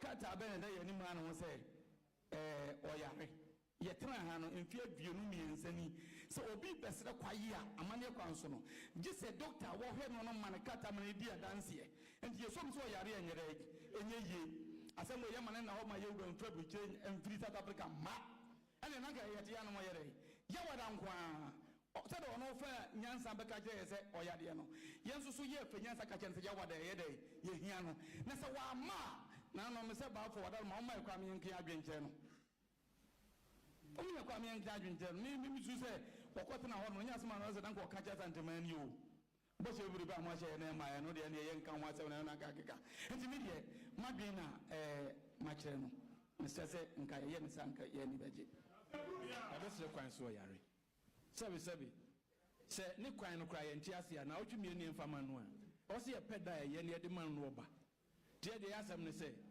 ye hu nanim aye nka hwe ye sire ye raban tumane ye man na otwi o yare a krata amade nenso eye dan bia o yare ampa na otwe omra onya bia animu a de ewu anim bia yenso ye betumi ne naka na ye sra no mpanyimfo amba ha wode untumi asem begina dwom na mema fa kanaka sa bebrebe ekoso nyina nti anamasomachi bebrebe yɛ kɔ so te mo nte na mate nso adeɛ bɛkora nso na mayɛ madaroma mo se na wotwe mmienu ana wopɛ ama wontumi na dɔkta na akɔgye firi n'ano a wokura nso wo se nka wopɛ krataa de aba nso anya ne ebisa woɔ na kakra no kwan bɛtum sɛ ɔbɛsan mu akɔpɛ adabɛto nanananim wɔntumi anyɛ saa deɛ wei a na deɛ nananom ka no sɛ deɛ ɛsu so no na sɛ kotokane bi anya mu na sinipi dɔkta se krataa nie yɛmɛ na ɔtwe na mmienu baabi ɛnam na nyɛ asante agya enumi asante gya deɛ nanam gya yɛ na noa na yɛgyina mu yɛaba ntoma fitaa mu ɛwɔ asantema mu kekaawa anka mu mosa no so yɛmfa fi nka mu yɛmɛtena ha ma momfa biribi atrara yɛnso ne yɛa mo saa baabi a megyina biara yɛsunsum ne ahoɔden yɛ mpaebɔ anama party sɛbe ɛgyina yɛnnuaɛ mo saa na yɛayɛ yie ni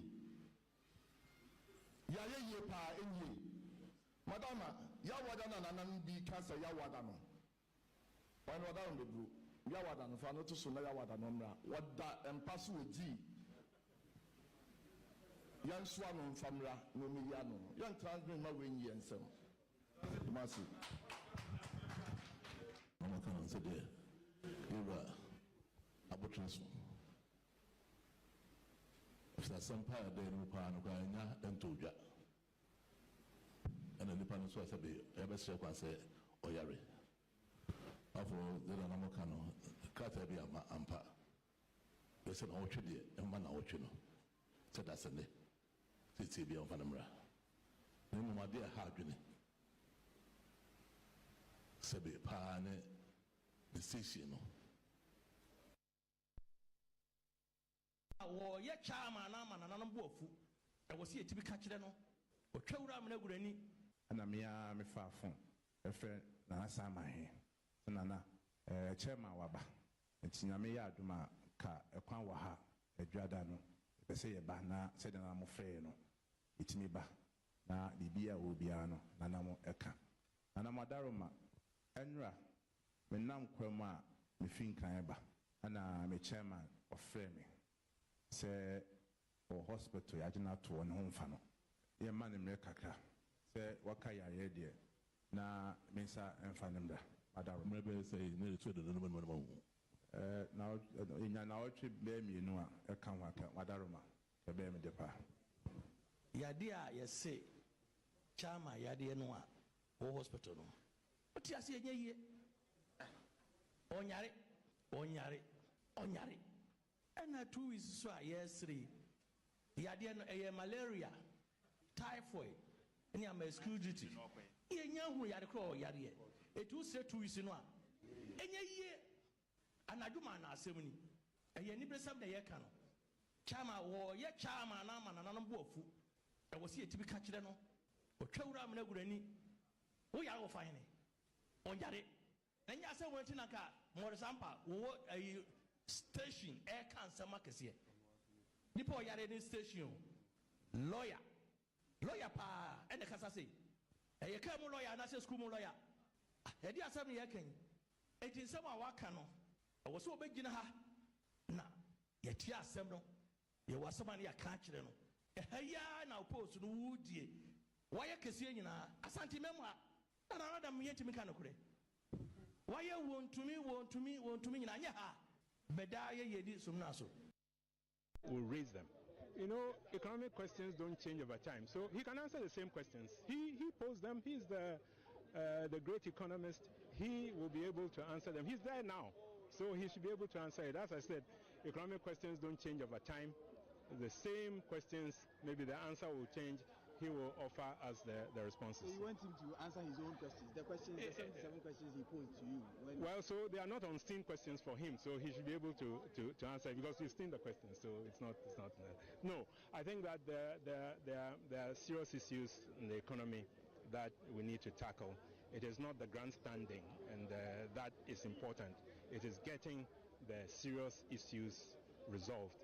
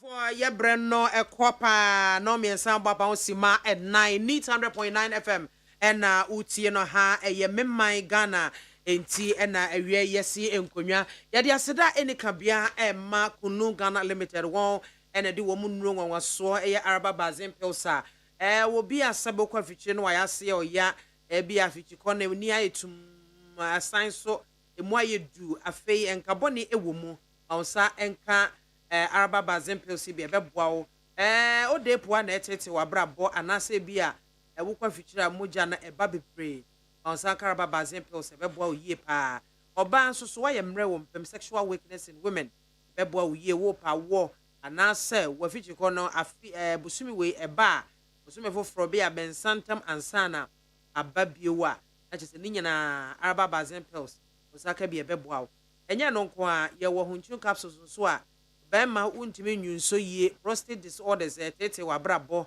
ojonso ne bia kam na obema mu hyehyew wo asa obema no fon ana airphone omode ma unsa enka unchu capsules ebi Mr. Kill obema watenka wo fom low libido bema wo premature ejaculation nyina beboa wo na kin tablet so yedi tu mojabroso asekra so person ne Ghana Limited for din kita ho a one more easily go na Champion Junction from 0244 139 176.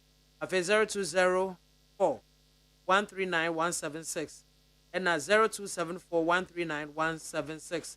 Ebe eto no bi anso kwa ubenya bi ato na nsoso wapo de ho nsem no SCP esita ene ensem ahodo agu apono so ya ye bo ho nkomo boko ensensem ya nipa nsia ena sisi abeto dwase ye kumwo mo ye no so eprepra tutuo ene nkonti ma wo yonko hia wo yonko a na chese wo de agam no ipra to you for wo ka say 20% car na say lorry fare wo mo etum eno so wo mo atwe sign wo mo ne Ministry of Transport ekwa kosi nkonwa na wo mahunu nyina ne dua gubre ena NPP so de kokobo ama wo mo parliamentary aspirants ne say afi aba wo mo koto de yi wo wo besi wo manamu e wo ma hye bedwafie wo mpesu ahodo so no wo mo mpesu obi beba esimako camp delegate wa ha ena me fidi wo mo me mo chop money me mo TNT ta ne me nyina no wo mo etwem entu ye delegate ya simpampa ko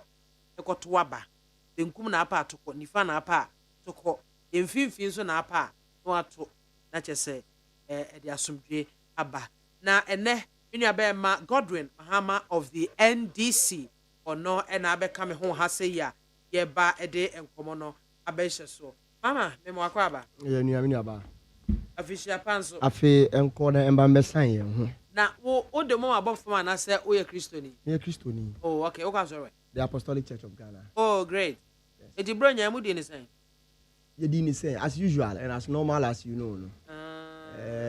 Your construction for me, on say you my mother funeral. You know, my mother passed in September. Okay. And I buried, in November. After burial, in 2 weeks, and you back by Thanksgiving because your funeral no wakusumbo. Oh, okay. And you the body in call Garu to be specific. Eko see a traditional funeral as well. Until you virtually like a week. By the following week, and I be Thanksgiving. I ended to enter into an exams mood. My end of semester exams. You know, me Xmas no. Shut and enjoy the papa because there was full of problems and thinking and other things. And I say, me but ni na can abrabone ho. Me maybe I make a life without a problem or problems. Life it's not, without crisis. Yeah, it's not worth sharing to people. Yeah. Because so biti me na brabo mu nsem ekyerɛw na etacho na wo hu sa brabo no enye tradada sa. It comes with ups and downs. And I say one take it this life lesson as maybe as part of life and the bar uja homa take it over you. But those things in the bar so ujina brand now u taking the bull by the horn now who say one of those things that you are supposed to surmount. You know, it is normal in human life. Okay. But Minya, there is one issue which I think any part of your topics, but are very important because you see, yentimi and through the custom and traditions of our country apart. Me can say and not then I'm better me can say me Ashanti region recently with regards to the Ashanti regional MPP chairman. Or the Asante Hine and the whole Asante kingdom in him fem. I want to take it from a larger perspective. Now maybe narrow about the narrow perspective. You see, my limited the whole thing to the Ashantis. We have gotten to a time so you see and you say you see obehine. You see hine aside physical and crofona who lead you. Una ujina spiritually. You are the spiritual leader. You are the spiritual leader of your people. And as a spirit meaning also a bon. That's how it is. Ntinu, as I say, you get it to a time where sadia for me, Ashantis, they taking this issue very serious. No? Other tribes and other regions should also set up. Because there are times ultimately political people, and this thing is not by NDC, it's not by MPP. Yeah. And because in Kofo, I want to say, omenya political power, and also omenya ska. Ebi wa true political means ebi wa no any business, and a wenye ska nintino. Ojuni say, oye above everybody. Inti nehi nimponu, ampeso di obo beye dey ebe mano. But you cannot be part of my kingdom, and you don't want to respect the kingdom you belong to. Do you get me? And I'm really saying, Kofo, what that mistaking? I said deliberately. Impo ake kan sem etia ahemfo say ya handle very well na yan use one as scapegoat to serve as deterrent ama a beer another man, then it emboldens other people to continue to do same. Mekai Emra, the NDC's regional secretary of I think NDC Ashanti region, Kwamizu, ekasa na no pa for the people of Achim Chebi omo invite you. I'm a party for aiding the name Echoye. Intinu say, oh, sir, and Sanadene so much at wa. Oh, Kasatia or Hinibia. You'll be very careful. So for me, I know about MPP and about NDC, but I am very happy the way or more handle assembly in Ashanti region. Because if Omutimi take it to me through the right procedure, no more a rebuke. I hear what is expected of them. Then the questioner. An ordinary Ashanti person can say, na say MPP chairman umpona ya ni say ya. And then me say manoko pa. Then I yebe me. Do you get what I'm saying? So for me, I support virtually everything that is going on. Virtually everything. Because say who kingdom you cannot have a kingdom within a kingdom. Anameboa. It is untimi wa Ashanti region, which is a kingdom on its own. Now, also in a kingdom, it even beats common sense because a kingdom must not be created within a kingdom. That means all kanumponu sabi one finance anya den anto sanka wo different region And I will say we create a kingdom in a different region. And you like I say you can create a kingdom in a different region, but you can't have a kingdom in Ashanti kingdom. So common sense should tell you say Asemna no Kanumponu. I think he didn't know what he was talking about. But why ni to me before now? To me MPP Beba party. He was nobody. No nobia. In Sunday because of politics. Entinu when you skenya to mintinu. Who kingdom who belong to because of political power. And it's a krebia. Ebi susu se wa for dubious means to get through sometimes galamsey and other things no entini ne wo the Ashanti kingdom enim etwetwe fam. They said the American media me support it, and this one a non-political. Who share the ekoswa both youth of NDC, MPP, amuni na ya Ashanti for aba together omudi omo political colors ato aside. And this is how our SSA working. Eto miribia SSA ye political colors eto nchen. This is our political party nipampo na akasetia ohenia. You must be able to stand against that. And I am happy the way youth of Ashanti region, MPP for wom, NDC for wom, CPP for wom, non-political allies in Nigeria, wom, about together to make sure say one tenase ma ankurankura bi amfa omo hini ni entwetwe fam no. I support it 100%. They should do it and make sure say ade yes omode baby yes omode to omode be dem ombeto na other regions being my hometown, upper east, upper west, northern, all the 60 regions, they should also take a cue out of it. But I say, Asana, you be consem no so no, not just say, Yanity, we say, Honorable Obi Amwa, Equiapem South, while withdraw from the race. And Osem say, I almost declare unopposed, and I feel like Omokwako to Swaba, whether to accept or reject. I thought he was not even going at all. As I say, he's there, where withdraw. We're free. Oh, okay. Meanwhile, MC no so show interest. And I'm so I'm disqualifying, right? I'm disqualifying. No. They say Obi. They say Obi anyhow. Okay. Then that means I'm put that particular constituency on hold. They have to. No, master ABA renomination. Maybe that's what they are. Because me assure us, on say, issue a statement say no sitting MC should contest a sitting MP. Yes. Until on that basis, and I think somebody disqualifying. So initially, now Anka Oko unopposed. Into an withdrawal, what it means there is no candidate. Into obviously the Ombe put that constituency on hold. No more reopening of nomination. Oh, okay. Yes, that's how the procedure. The Ama Eastern Regional Chairman of the NPP, Rajev Nedu Ado. So I shocked. But I don't know whether he did not see it coming or something. I don't know. But at the right time, no one be the Mama Yemshe, okay, Bokwa. Sang and I am fine free NPP right now because of the comments I'm making. You know, NPP, all my warning on parliamentary aspirants, as Mobian Campo delegates. Ma Obianka say delegate budget TNT, Bafaka Bra, Mobianka say delegate me, my Adrian de Bremo, and the Sanya Manimani. This particular election, that you know, action. Yes, I stand to be corrected. But my main business say, Emra no more two orphan constituencies. Did they issue this particular directives? No. And no. Okay. So why a political party try to be discriminative? Because the rules should have applied in all angles. Into more two orphan constituencies, party name who they need to issue that communique say one ma obia mbasi obia ma obia ntua sikebia in the name of transportation and ma obia ntua bribe mo bia ntia no de is the party telling us almost sanction say enkrofo betime atua bribe enkrofo betime atua lorry fare and enkrofo betime campaign enkrofo ana and adenti na ne about that of the incumbent constituencies, baby MPP for one MPs war, you issue a different directives. This is a sign of discrimination on the part of the government. On the part of the party. How discriminatory? You see, in one breath, more allow those actions to happen.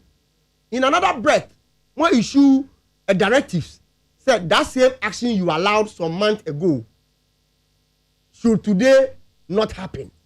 But only BB, MPP and your party, SM no your trusted one.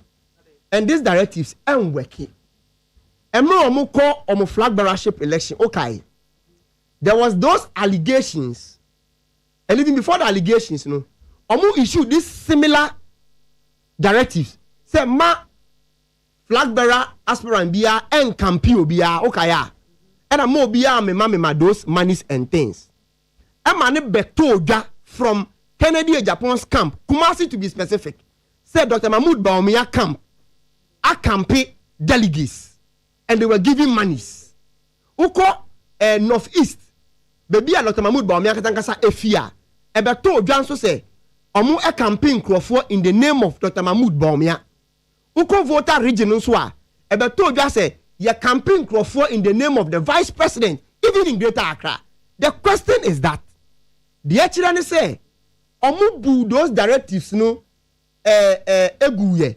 They didn't comply with it. So the question is, a day after the flag bearership election, party netimia ye against those people who flouted the authority or those directives. Is it because na Bawumia ye omu favorite candidate and na established candidate and no and all those allegations went against and I was saying winning tiana omuntimi ntu ana mombia empanishi obia ya na. What am I gonna say? If in one breath during the flag bearership election, similar directives, mumaye, now a whole vice president in the team, ultimately disrespecting national executive, election committee headed by former Speaker of Parliament, my Reverend Michael Okoye, and I know Michael Okoye, ultimately disrespecting those eminent men. Namu intimi anyehwe. Then actually say these directives, so be. Go against the directives, you can do something. Did I mention I was say, acquire no normal routine. Ye issue. Nenko said ye juma. But they should bear in mind say ye be who say ye leader now ye firm no. And it's a directives na so be contrary to the directives you must be able to bring the people to book and punish them. So the ye ko ye nim no, people will not repeat same. But we enye mi fie asem, so I won't talk much about it. But the Americans say they are inconsistent and this directive will not work. I will wish them all the best of luck. Hoping say they see during flag bearership election and now ye bobon crofo soon. Ye raise second in that there even in the orphan constituencies baby no. Me bompa say ma NC this time around because this time around there no are very dangerous than the earlier one. Make us say dangerous because bebrena omo air contest no aye won omo ti eguane so dada MPs omo parliament bebre person omo retain the seat and omo nya omo hu fellow MPP people omo air contest one nti hono the contest is very keenly contested than the earlier one nti earlier one mpo eye somehow loose no empo ena na nkrofo ebobo nkrofo asum na nkrofo manipulate eniema no mo flouting on directives from national. Then what about where you keenly contested? Many prophet of doom and I won't say anything bad about them, but I pray say a be peaceful election because set ye biano a Ghana for and I got to something there at Waba, and if a soul is lost I will not be very happy with them. I wish them the best of luck. Come 27, that is coming Saturday. Yes. And no more at all. I hope say Nima Bekoso. I pray so too. Yeah, sure. Boko essence, what is happening? Wow, why would you? What is really happening? Because me did say I buy etu an amwa court a bem and home crone it's left with the people of Boko. And Kasa said, Omo betimi enya adwunumu fufuru yes baby we are sekeka kono. E was send ye maybe hold more omu church no omo share se bibia bekoso kama but still and to kwa koso nkrofu ewu. They say yanya modan. You see, Mamiama. Yes. That same way. Very sensitive. And dicey. And very dicey. Even at an instant where me and Metia meye kusasi ni. And the fight is between Mampusis and a tribe I belong to and proud of. And it say who belonging to any of the fashions now kasa. One now I careful. As I said, may belonging to one of the fashions no so no. You see politics are infiltrating into the whole thing. Because the whole thing is here on chieftaincy grounds. And as we speak, egusu chieftaincy grounds, but politics edi ne ho ayeden eruremu.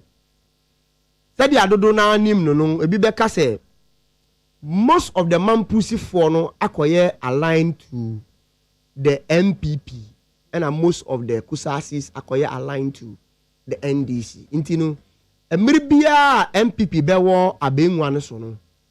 Then you see the Mampusis being emboldened to do otherwise. And I think vice versa. But asemni na ne say all fashions na kase boku eye home. No ye alodia title holders of boku and a boku asase. That is basically the whole thing. Into kusasi force ye the alodia title owners of the place. And a Mampusi funso so ye alodia title holders. But you see, man, this issue at travel the entire length of our judicial ladder. I'm an accord the Supreme Court. I'm a Supreme Court clerk. I say, more moon fast as same way inside your day. I'm bad the place again because I'm not really on it. I'm not banning from bringing the matter back to the court because I'm not really on it. And the ruling, yes, and the ruling, who can rule, who go online, can now check here. You will find the ruling and read. The ruling is in favor of the Kusasis. The ruling is in favor of the Kusasis. But said the Ombekano, after say court a ruling, as I say another arm of government, and the other day, implementing and enforcing the ruling of the court. You see, the problem is about enforcement of the ruling of the court. And I be a problem, no, because then this your power non person who enforce here. People will think say because most of the Kusasis belong to them, that is the reason why they want to do their own thing. And if the MPPs in so power, non person who enforce here, the question is, enforce a ruling against and Crawford more of on their side. And also another question to answer. Inti na abamba niema no ye jani ejeje mu a ade tia ade sen ni na no enkrofu kra na yegusu ehwe. People keep dying day in day out. Na me catch off air. In November, yade me mother body ko garu as at 2 a.m. because you two are not very early in Akosombo. The person could do garu the next day in the morning. Until you do binduri barrier. Normally do binduri barrier. Honombe check and oko kusasi line. Ombe chiro baby because oko boku sesia. You walk Mamprusi line and you walk kusasi line. You dare as a kusasi go to Mamprusi line. Until kusasi for call market. And now Mamprusi for so call market. Yet in the same Boku township. But the Mampusis are centered at the central of Boku. Do you get me? Inti you do one ono mo kire e kwan ya be fa you bet me the ISKP Boku said ya be call straight to Garu. And unfortunately you could do baby na ya kwan nko as at 2 a.m. You sign your chi say you back to barrier wa you our way back to the barrier. I'm telling you this. And imagine a vicinity where guns are like at the disposal of the citizens. Almost shooting just like that. And almost around machine who say because of the way the place is almost who are machine stranger our Kusasi lines, they are careful and they want to come after you. Mampusi line so the same thing. And because you know among we entity and wohono, ye nim whether line na ye one year. Kusasi line na say I am Mampusi line. That is it. Yes. Inti me say ye nam forest wa manjama.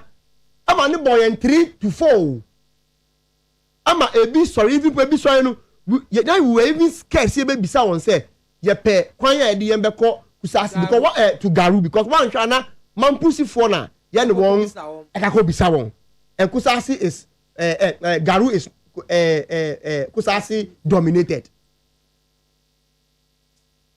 Intinu, ama even development in the area about a problem. Nanya problems. And a Boku a very very industrious area. When you say close to the border, the Ivory Coast border and those places. Intinu, bebere babe di jomusu ko ekodija. But because of this fight, and then we go as if a community na business and cost wo business and cost wo and they been so take advantage of the situation because for instance and for you cool on 3 recently put your narrative they say there are 6 no I'm even talking about the first 3 put your narrative ra you arrest one at the one call police station and just for us to later realize say they have been shot dead and the police when they cool that is the problem and only problem no. Inti military full statement say they didn't deliberately shoot the people no and now question the content of the military because some no and we are privy to the issues no and you say the people were arrested yet she won at the one call police station and later you better say yabo won to eku until the question is that and who killed them yes say omu tutuo and amuso mu tutuo. But today, almost statement actually say now they were armed, and in order to disarm them, you know, way happen here. You get me? Remember, the next point also is that you see, the way you use your military, you know, I say you're very careful as a state, because the question I say beside you say, now I say the military call things will work. After some time, Yatenasi as a mine or as military to do an evaluation of the deployment of the military. Say, you deploy military instead of the body are responsible for internal security. The Ghana Police Service, you know, has it yielded any result? And as I said, for me, baby, I'm a any baby out in BIAMAH. So when the Bokun and Semeti acha, we realize this so far, you deploy the military, no, we've not yielded any good result. Rather, we keep killing the lives of the people there, day in, day out. So is it worth for them to continue to be there? Is it worth so on the honor? Because the natural architecture of our security service in nature say about internal security, a police. About internal security, a police, not the military. No, government is what I say. Police if one no be a woman someone yet say the soldier for. Then I say, after some time, you know, Yatenasi evaluation. And say you do one call, you know, has it solved some problem? I'm a near man and Brasia now say and solve it because say and solve it after some years of deployment of the military there. Then the next question is it worth keeping them there? It's not worth keeping them there. It's not worth keeping them there. As I said, I buy taking the bull by the horn. Not there. Ghana yang amamra actually say about disputer. Yang go through because even in our constitution about issues of chieftaincy. Chieftaincy is supposed to be taken care of by the National House of Chiefs. Matters of chieftaincy does not go to court. I hope you are aware of that. It doesn't go to court. But in this instance, a court am a court a day, a ruling. In TSSF, a bind to me, having the political will. No who say, and go for ye kunwono, and kebetima ye obi bo, omumu bi eba, and as omumi bibia enuya. So they shouldn't sit aloof and think, say, because involve one directly into no the cost then cost. Because me am a TI, it involves me directly. Because me directly no me fi boku. But my grandfather could stay with Garu. And Amayaka Garu. But me were a lot of me family members were boku.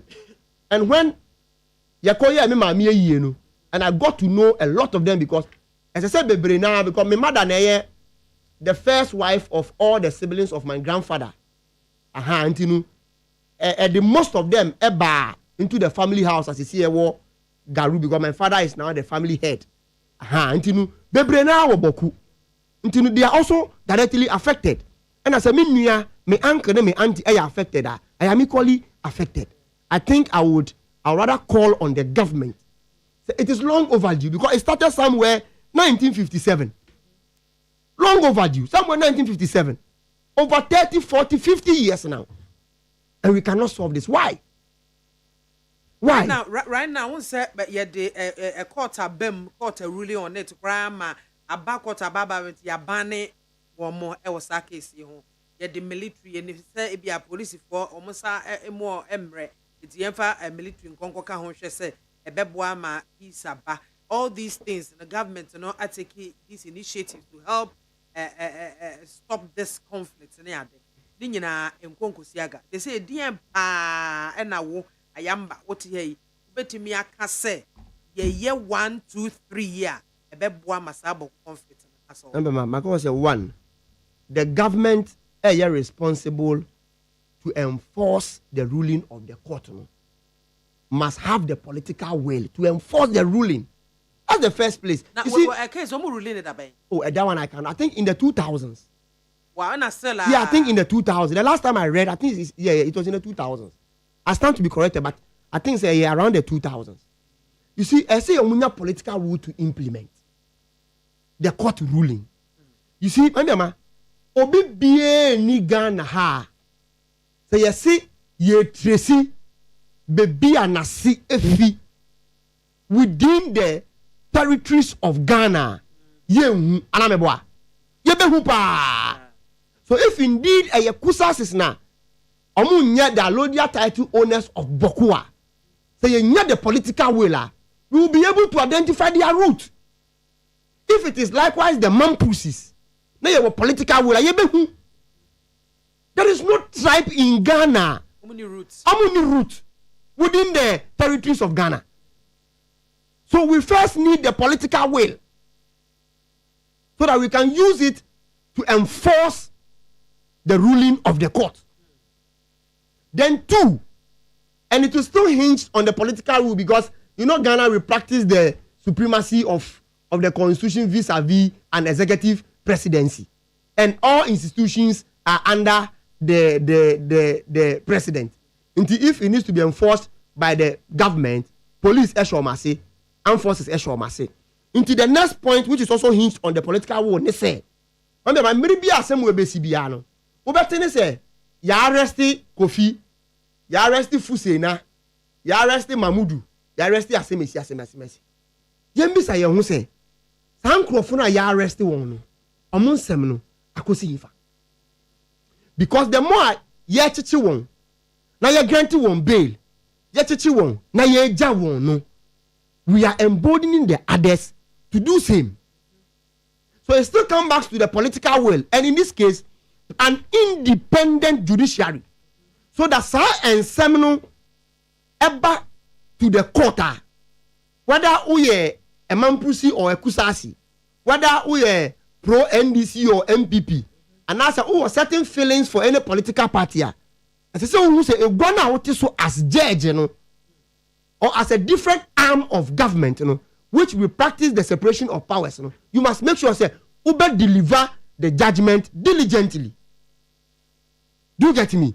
Now at least yentimi punish those in Crofona through omu asemene bega koda ubetiane say sunrise e ba koda just arise because I'm here to see obi action in this Boku conflict ayaka say ya de na akakotu efiase ubetiane say ya grant bail you won't hear anything again. So as I say yem police service so more arresting Crofona they should make sure that they take them through the legal procedure. Now you're in court, no, and so make sure say they shouldn't be influenced by any different arm of government or any individual. Obia emrani ni bedinu, unless emrani betchino no, emrani ni ninja day endi. Not the third point, and so yes, you two a craft no, now you two momonefo. Yanga, the two factions are. This particular conflict is between you. And I say, you who say, if for nothing at all, over South ha, they describe all of us as nodness. It's only when you get there, and I'll be who say, where your mampusi, where your kusasi, where your dagombani and things.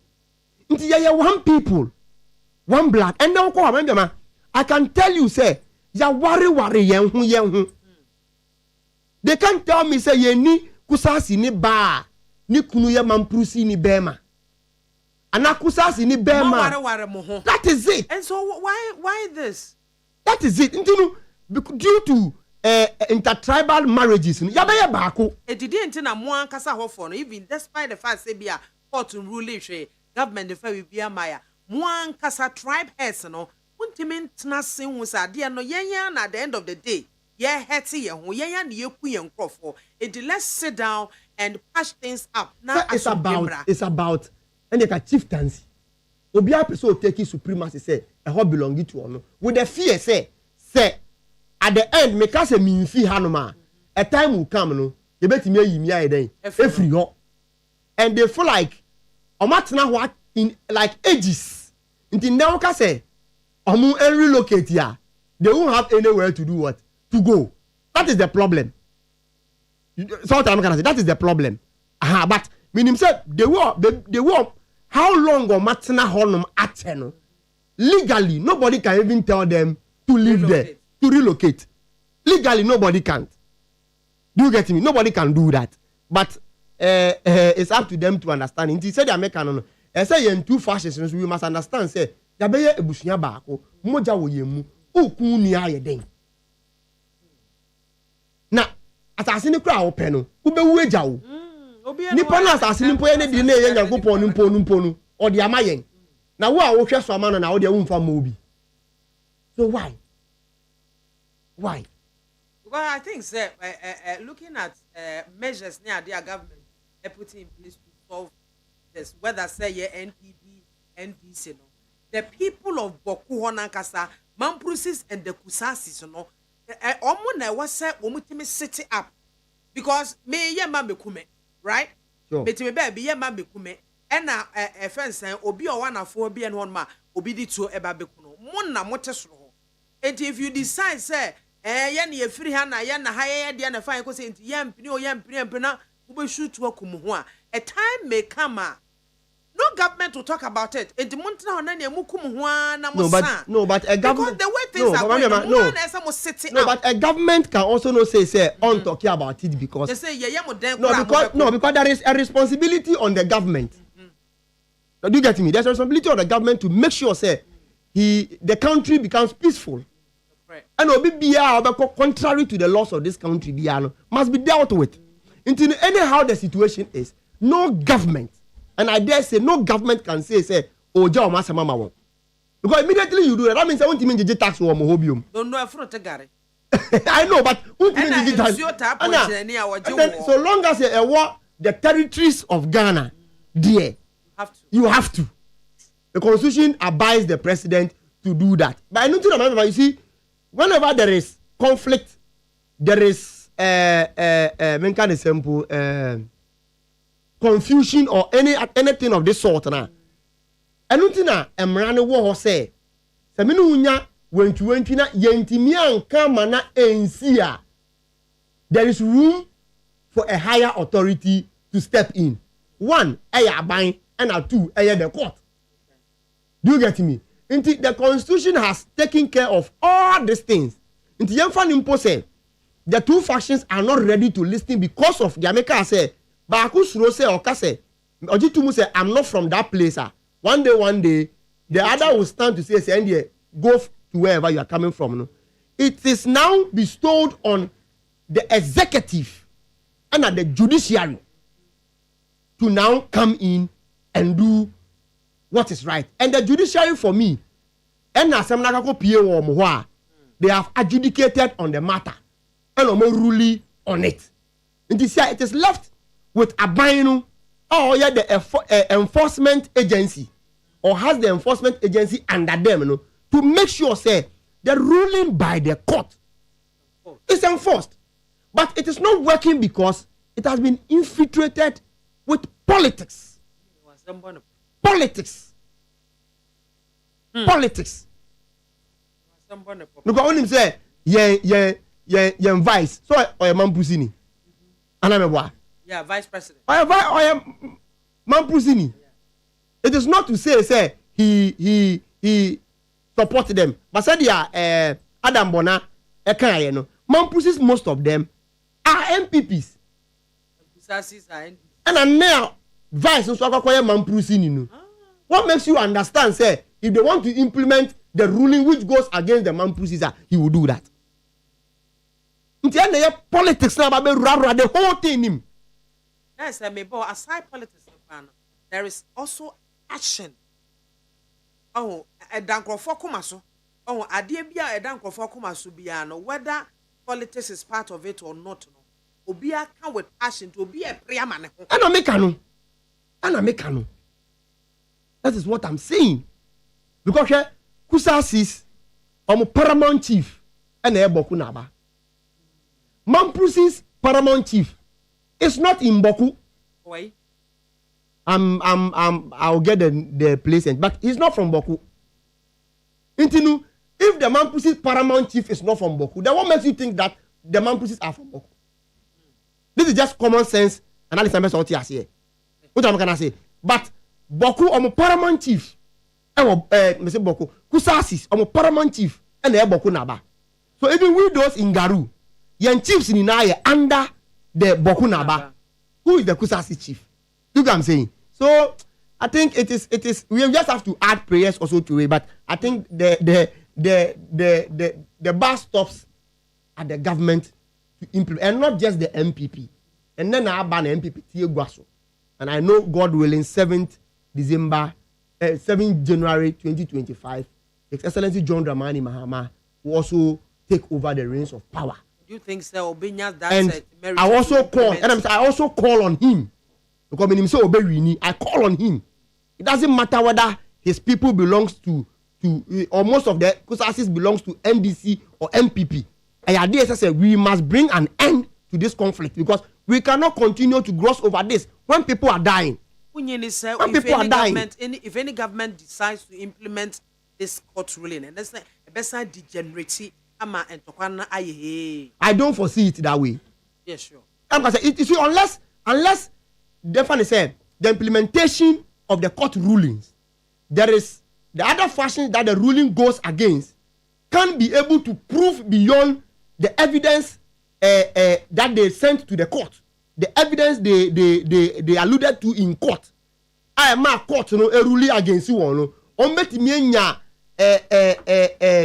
extra factual evidence to say that place belongs to them. That is the issue, because all evidence that were needed to be adduced in court for the judgment to be ruled, for the issue to be ruled upon, has been adduced in court.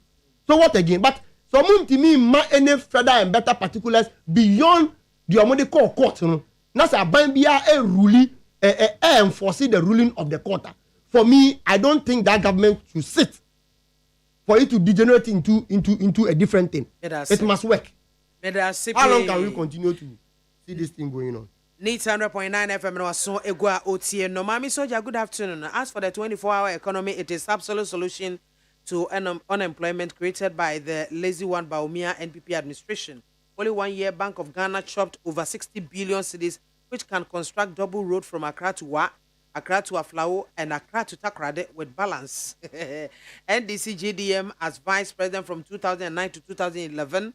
Economic performance is far better than lazy BIAMAH NPP. Greetings to Jane Nana Opoku Ajima, incoming vice president.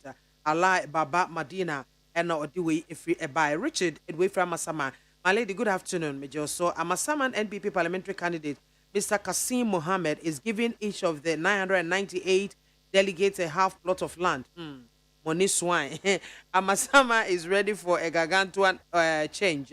Whether Honorable Kwesi Afrifa or Mr. Kasim, Honorable said them Afenyo is Amasaman's hope and future. Is Amasaman's incoming MP.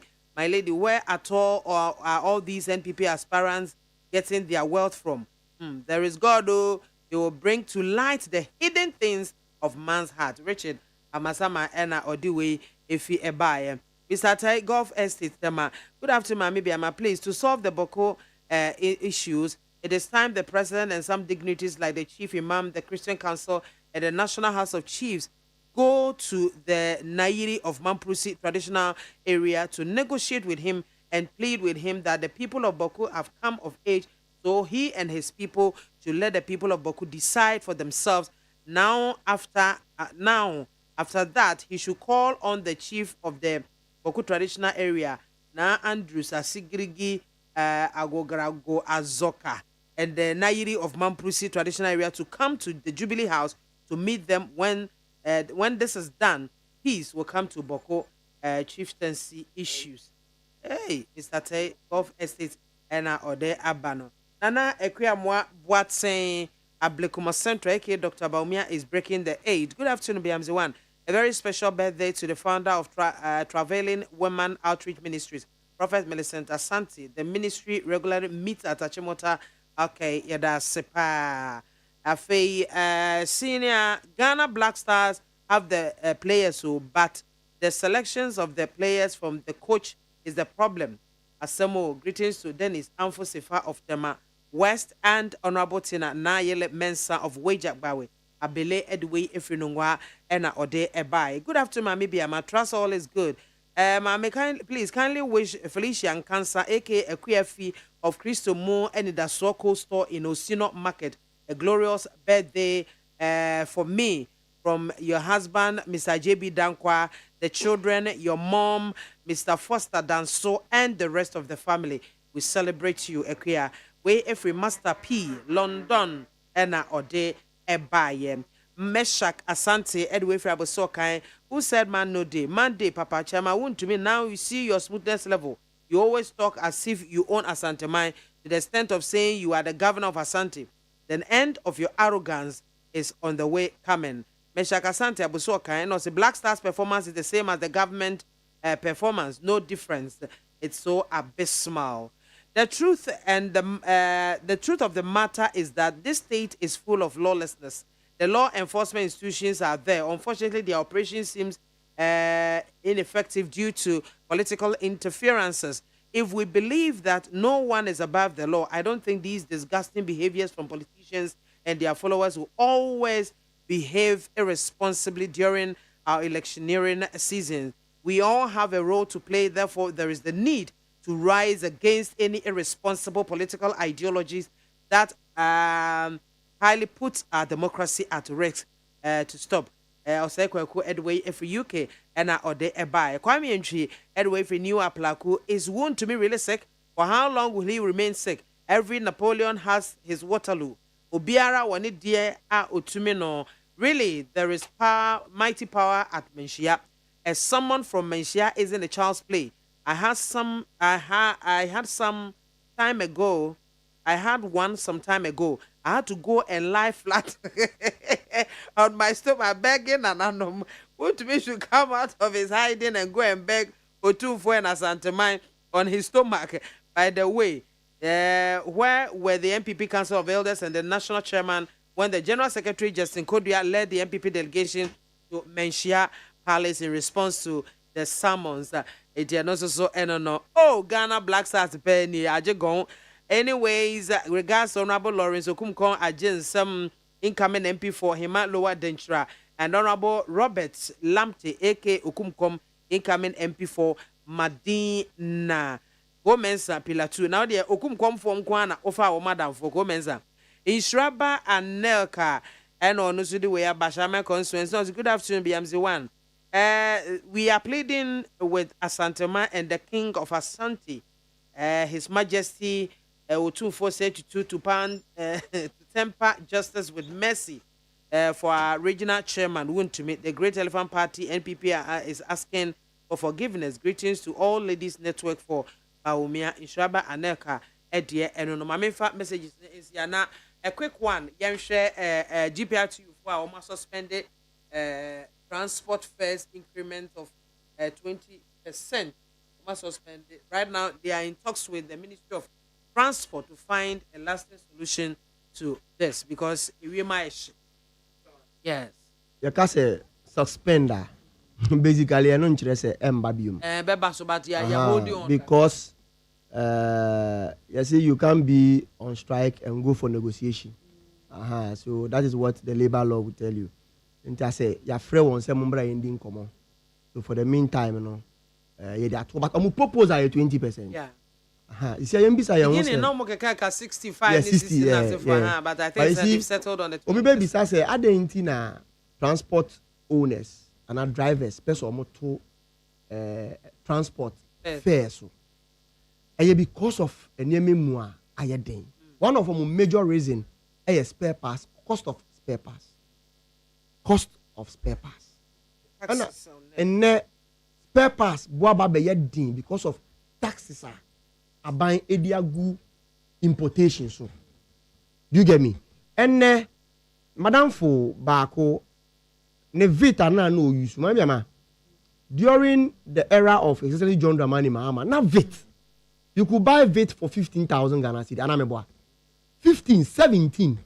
And then the same vit. And I'm 60, 70, 80,000 Ghana cedis. In less than 5 years, because this cost was around 20 before the last election. Like, what has brought about this whole thing? Are buying MPP are buying proud to some baby are being one. Emma Ghana phone na tiasie say, ma Ghana ye won niema bebre apotokase natural resources. If you want to harness those resources enwu hia say de eto Ghana ni biaso. Ansa na aban enyiska ediebu oman Ghana. Omumpanyifo bi mpo ka se sanka ye se e beto aba mama mpani nanka de obeya ne se echena ode to aba ade chi ode to we abadia ene na omumma no mo medi 7 years kura no betimi edi omampani and they will even be far better than the president then mambiama metimi abubo taxes more than 30. This same MPP are buying better now benwaso. Aside kasa wakasa ye kasa hunu just to throw dust in the eyes of Ghanaians. Ebi kura kase yetisikaso nanso ekomo yeden edeye.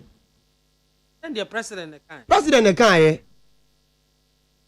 metimi abobo say dia mekan more than 30 taxes aban we bet na aban gwa no so omude abeto oman Ghana for so nti na obisa wo say so endada no mude adada oman Ghana and a Ghana for ana, and the answer is yes, because that is not the reason why Ghana forces His Excellency John Dramani Mahama, because during John Mahama's time na niema ye less expensive than this. Under John Mahama time na Ghana ye tonkenke 1 Ghana cedis. Anameboa. Na John Mahama time ye tonkenke 2 Ghana cedis. Sorry. And there is nowhere obenya dokuno 1 Ghana cedi. Baby won pa ye nton dokuno 2 Ghana cedis. The commonest price of kenke obenya to ay 3 and 4 Ghana cedis. Aden. Under John Dramani Mahama time, and when you turn pure water, sachet bako, 1 cedi 50 pesos. Pure water sachet, and 30-35. Bako 1 cedi 50 pesos. And that's how 1 cedi 50 pesos. No, you the top pure water 3 sachet 3 pe. Me bua catch me. Obi time on near the 1 cedi 50 pesos. A top pure water bag and shemu 30. And then that 1 cedi 50 pesos. You the top pure water 3 sachets. and the pure water a 10 Ghana cedis. Aden. Aditi adisani nano and niema asasa bani di gua kwemu na ordinary Ghanaian na or two about with the hope say abani ba besesa niememu na niememu aye mreamano no. That is not the case, but rather aditi adisani nano aye taxes upon taxes upon taxes. She abaya on mini Ghana for him very wicked and insensitive. Mebu no mo Ghana ne unemployment rate under John Mahama na most on bono modern. Na 8.5%. And the unemployment rate man be 14 Ghana cedis. Emri bia MPP ni bia ba betena aka kire say omo fa mebunu we adwumem 2 million 3 million bisa hu say bisa ne say common sense should tell you say the more who employ in mebunu the unemployment rate should have done what? Come down. But it's only under MPP and almost more employing for. And so I need to say in an unemployment rate it tells us that those figures are not real. Are cooked figures. But the Americans say and under MPP Ghana mebunu unemployment rate and 14%. And then we need jumanye. A youth ekoye boja juma no nya kakra edi ko twa beta bet ni poma me wonim ye ntwa no instantly enwini o obitimi twa beta be say 50 times na onwini ba kumpo ye. I'm telling you o mo twa no munim yetimi diu sa na da obedi ba akopɛ no na do dan ko akufado Dr. Mahmoud Bawumia ban say wo gi mu 10%. Wo a wo ma me adwuma anyeye obi ebie na adwuma me involving myself in it by sticking bet no unko charge the company na one they are benefiting or they are doing business at the jurisdiction of the country no me and I ba be tax me for anu simame nti na John Mahama ka say aban we die se ye ka say ye be gya won e wa banwa ne so a e ya benedie ni e yawo na mo de beto ye nso nti na o say oba 10% bet tax ne die pamno twamno obeyi afio e levy and then unko transfer scam maami o yare mayente ohwe obeyi afio no the no the game changer the 24-hour economy about besesa the fortunes of Ghanaians and the youth obi oni adwuma anje bia no benya adwuma ye. We are going to run what we call the 3-shift system. We need a visionary leader. I say na yeto aba edemano come 7 December 2024. Thank you so much. Ebusia for yenua Bema Godwin Mahama na otis obesi ndisi amayuko no anemu wa ha. Dia sedema production crew nyina ne obi bia obo amadwumadi de ebremo ye hyase donko ene atenemu ano 9 abo ye copies 104.3 na yakwakofa kase bono sign afco na ekoso nte ye ko na yakofa kase bono medamu nyina ase emambo eniti